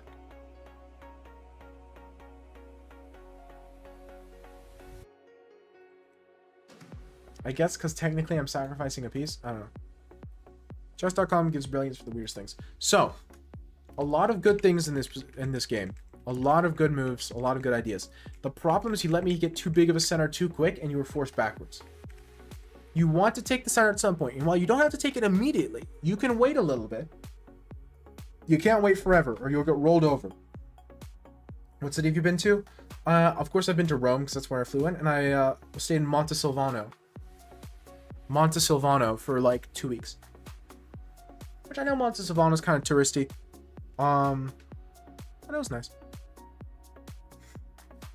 Because the World Youth Chess Championships were in Montesilvano, and my little brother was playing in them, so I went with him as a, you know, bodyguard, chess coach, assistant, agent. Well, to be 700 Elo playing 100 Elo, I think It wasn't that bad. It absolutely wasn't. B5 I wouldn't find. B5 is a lot. B5 is a lot. It's really not a move that you need to find. It's unnecessary. D5 and C5 are both totally adequate. They're both totally fine. B5 is just technically best because you prevent C4 and you allow bishop B7. B5 is very in the spirit of the position. Now, it's a little bit more advanced because it's less natural, right? But it does technically do everything you want your move to do.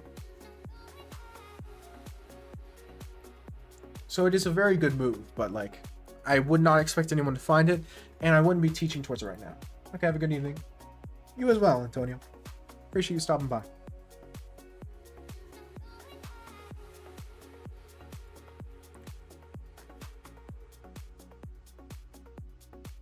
And then here, knight b8 is just really sad. Knight a5 is hard to play, but it is better.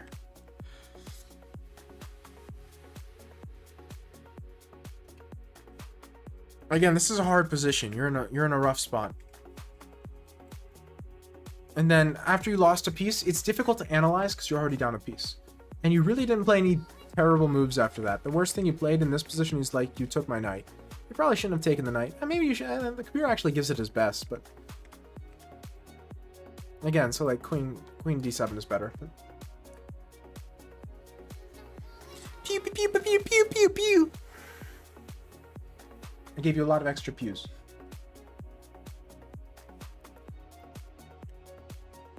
So I think it was a good game of chess. Very reasonable start. It just, the only problem was you didn't do something in the center fast. A little faster. Okay, Void, it's your turn, I believe, right?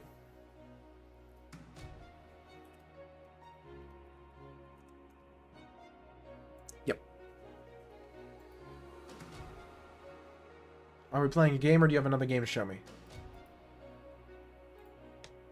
And one question, absolutely. Why my revision of the game shows me something and your revision shows another. Sometimes I have my revision on a slightly higher depth, or maybe yours is on a higher depth, so depending on how strong our computers are, what settings we have for the engine, it changes what the evaluation says. Usually it doesn't change the... Usually it doesn't change it by a lot, but it does change it sometimes. So like my computer might be different than yours, and I have settings different than yours. It's a browser chess engine, so it changes a lot depending on the thing. Maybe it is, yours is set to a different engine, you know? I don't remember what settings I specifically have mine on. I think I have it on a higher depth than is set by default, so it takes a little longer to analyze, but it gives me deeper analyses. Now, game review is stock for 16 at maximum, which is 1 minute and 30 seconds. So I have it set to a higher depth. That takes a little longer, but I don't care. I'm willing to wait. And then I have it set to the Stockfish 16. Blown job, an opponent missed it. Okay, let's see.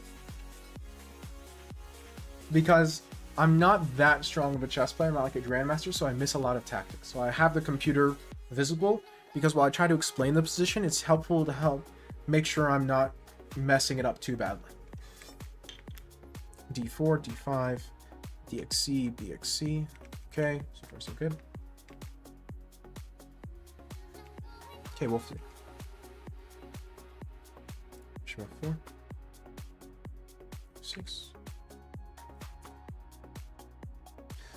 Does this bishop belong on F4? I kind of want to put it on G5 after he moves his knight.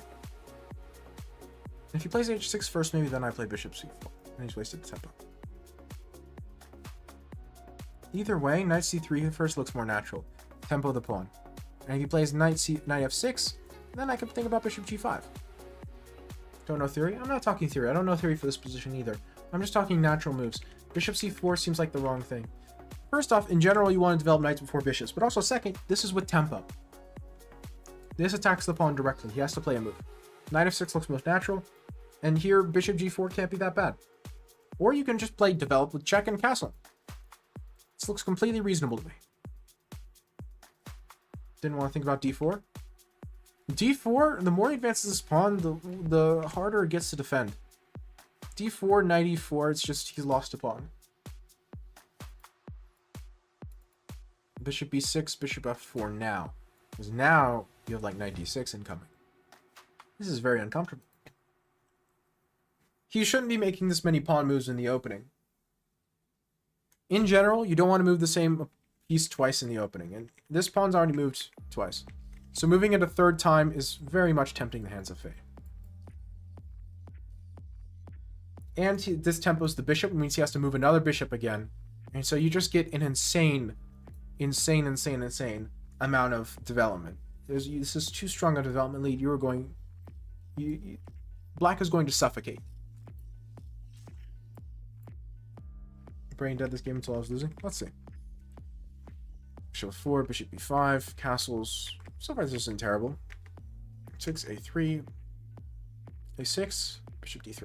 So it feels to me like you're, again, playing brain dead. Because how do we play against an isolated pawn? What is the strategy for playing against an isolated pawn?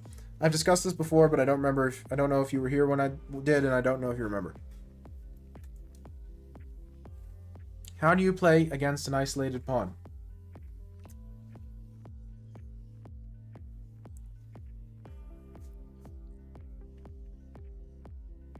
Pressure. Wrong. Pressure is step 3.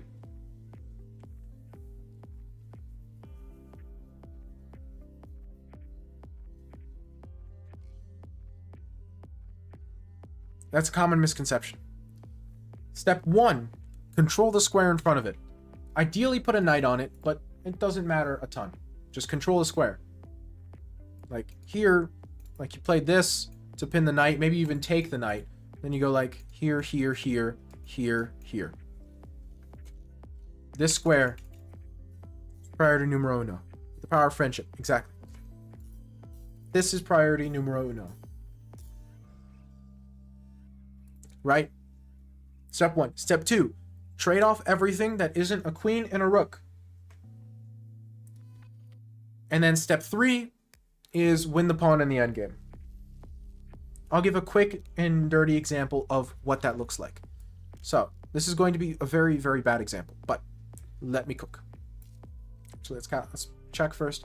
Check. Let's say bishop d7, which isn't a good move, but okay, whatever.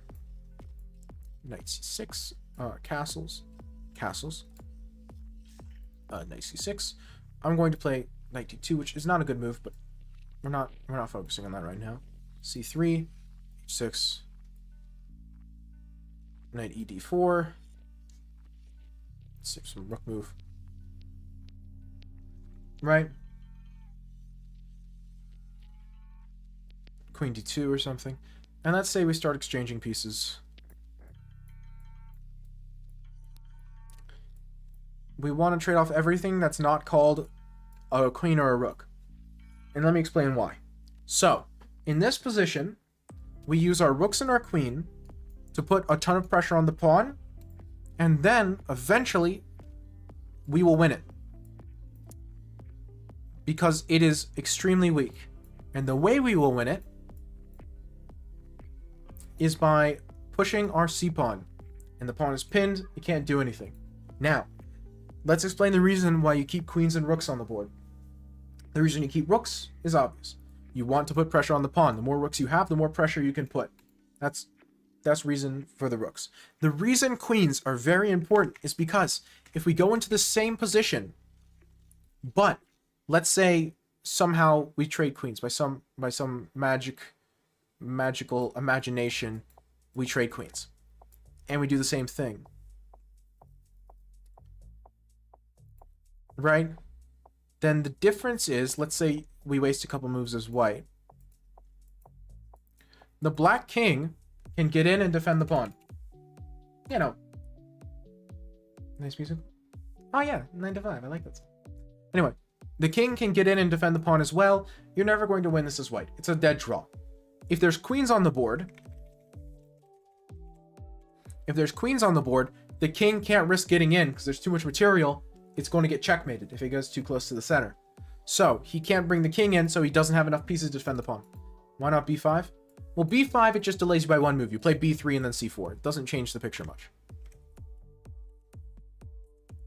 The overall picture does not change much. You play a b3 and then you go c4 next move. Well, I know there are more songs than musical than that one, but I just know the one song and I like it. It doesn't change the picture. Because he still can't do anything about it. It doesn't, like... Again, we set it all up, and there's nothing he can do to stop us.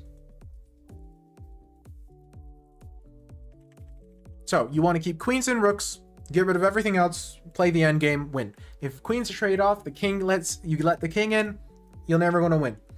And with other pieces on the board, it's really quite difficult to actually put any meaningful pressure on the pawn. Because one of the strengths of an isolated pawn like this is the files next to it are open, which means the pieces get a lot of activity. A lot of open diagonals, a lot of open files, a lot of good squares for the pieces. So having a lot of pieces on the board doesn't necessarily help the side who's playing against it. Now that's the classical principled way of playing against an isolated pawn. Okay. That out of the way. Knight c3, h6, a3, a6, bishop d3.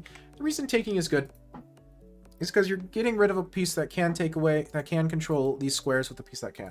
Because these dark squares, even after it's not an isolated pawn anymore, these dark squares are still very important. Right? Like, this isn't a good move yet, but my point is, like, here. And these dark squares are the thing. This bishop will come here at some point. Play like knight to c5, and these knights will be very good on these dark squares. And keeping things on these dark squares really puts the question of these pawns. So blocks trades pressure. Yes. Again, trade everything but the heavy pieces, queens and rooks. That's the classical way of dealing with an isolated queen pawn specifically, or isolated pawn in general. Now, again, you'll have to adapt that to the needs of the game. That's a general rule. Like all general rules in chess, it bends and warps and sometimes isn't even true. But it's a very useful thing to know, because it is true a lot of the time.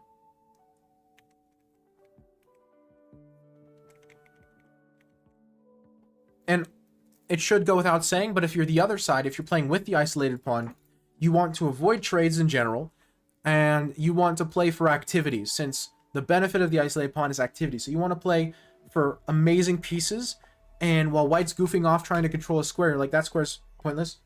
Attack. Attack, put pressure on things. Go, go, go. Might leave a bishop if it's the same color as the pawn. Nope. You want to keep the bishop that's the opposite color, because you want to control the square in front of it. Keeping more pieces on the board makes it very difficult to put the pressure on that you need in order to make the whole idea work.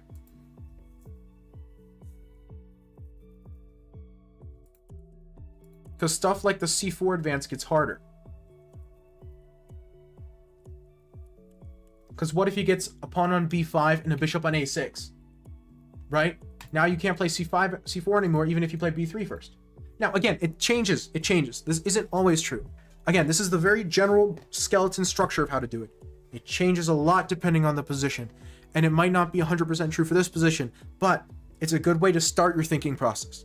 It's the start of your thinking process, not the end. The beginning. So, in this position, the beginning of the thinking process is that control the square in front of it, trade off, all that. All stuff I just said.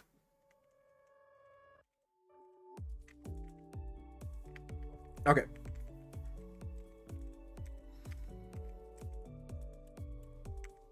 Okay. Okay. Knight a5. I can get behind it. See, it wants g4, bishop g6, and then you can almost certainly take, then saying bishop g3, and you just chill. Again, you're controlling the square. And if d4, then the same thing, you just control a d3 square instead. Same picture. In this position, can you get away with knight e2? If you can, then it's a good move. Queen d7, evidently you cannot. This is too big a problem. Because if you go knight d4, then there's knight takes g4. So that's the problem, is you have knight takes g4. And so this position is fine for black, because pushing this is actually kind of annoying. And that's one of the reasons you want to control the square in front of it, is because in this position, this is an example of kind of it going wrong. Black plays for activities, pieces are super duper active, and so you have to play defensively. You don't have time to control the square in front of it. This is the disaster scenario against the isolated pawn. Your opponent plays actively, and your pieces are now worse. You can't control the square in front of it. He's allowed to push, and suddenly this pawn is just as weak as this one, maybe weaker. Not good, right? This is exactly what you don't want to happen. You didn't control the square in front of it. You didn't get any meaningful piece trades, and Black's activity is more important than the structural weakness. Again, it's activity, structural weakness. In general, they're pretty level. Whoever plays better with their part, with their advantage, wins. Depends on the position. But in this position, it went all wrong. Black's activity is more important than structure. He's going to get a better position. Okay. And again, same thing here. Queen d7. Yeah, now c2 is weak. You've created a backwards pawn on c2. It's not pretty. Not pretty at all. Because now, remember, it's structural weakness versus activity. So, you've now created a structural weakness, which means Black just has more activity than you. And you don't have anything to compensate. Hurts. Hurts a lot. And I'm sure you felt it in the game. This is a very painful position. Knight d4 is not good.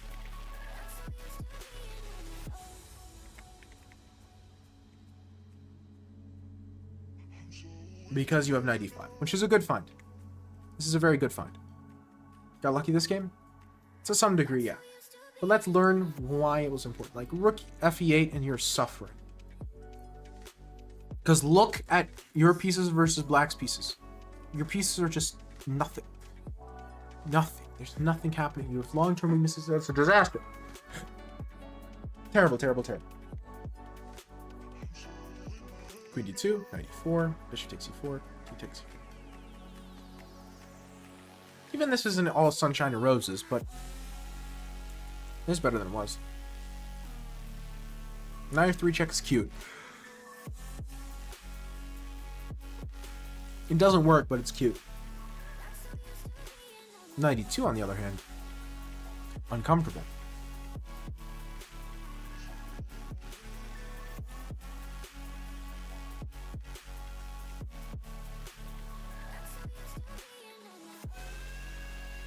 Even if you don't want to go knight e2, which I would want to go knight e2, just rook ad. Much more natural. I'm not at all sure what knight e2 was. Wait, you took with knight? Why? I don't understand.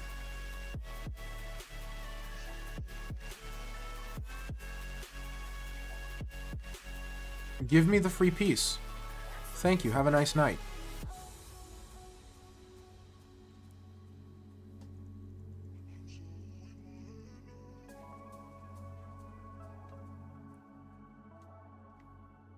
You play queen d4, and he resigns. You played knight takes. You take with pawn. Ooh, scary g2 square. Get out of here.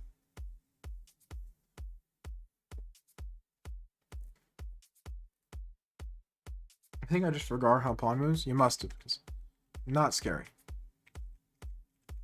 Maybe you saw ghosts. You probably saw ghosts of some kind.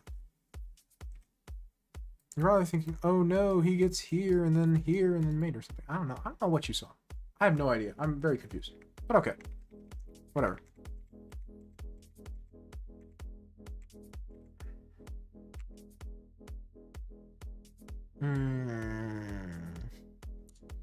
Opposite color bishops typically benefits the attacking side in a middle game. In an endgames, it's very drawn. King h2. That's a good move. You need to take the free stuff. No, I would have seen it. Okay, cool. Yeah, you would have seen it. Sure. E4, rook xd, queen h7 check, king g1, queen h3, rook takes f8, king f8, queen d8, king g7, queen g5.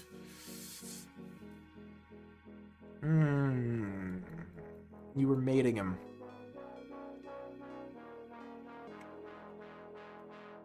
Queen h6.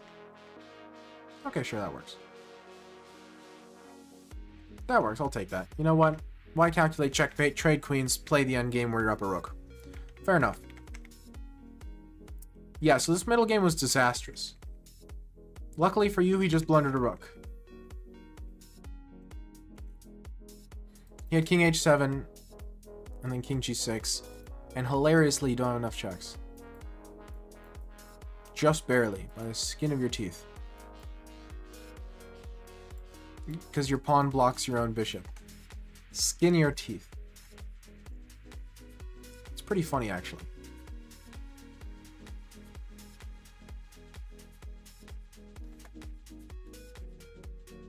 Interesting. Did I draw? Yep. Just barely. Is Erica Plays still here? Doesn't look like that. I don't see them in the chat, in the viewer log. Interesting game.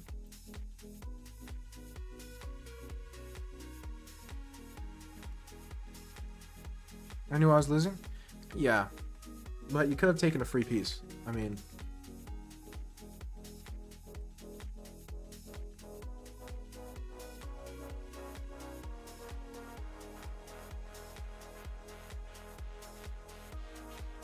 it's hard to defend that.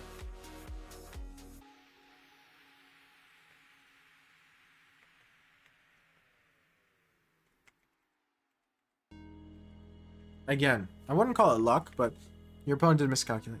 1950 ELO games be like? Shockingly, yes. Okay, so they're not here, so we'll just raid somebody and call it a night. I'm pretty tired. Who do we raid? And that's... It's hard to find English chess streamers this time of night. Let me...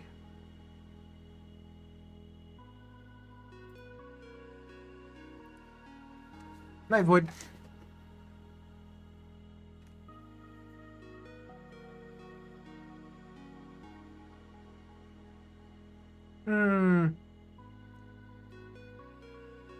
I'll raid this guy. He's a 1489 trying to get to 2K.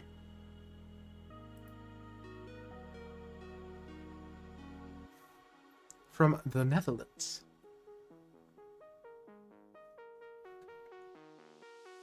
He's currently playing a 2306. He's played 3 games against him and lost all 3. Poor guy. Okay, have a nice night, y'all.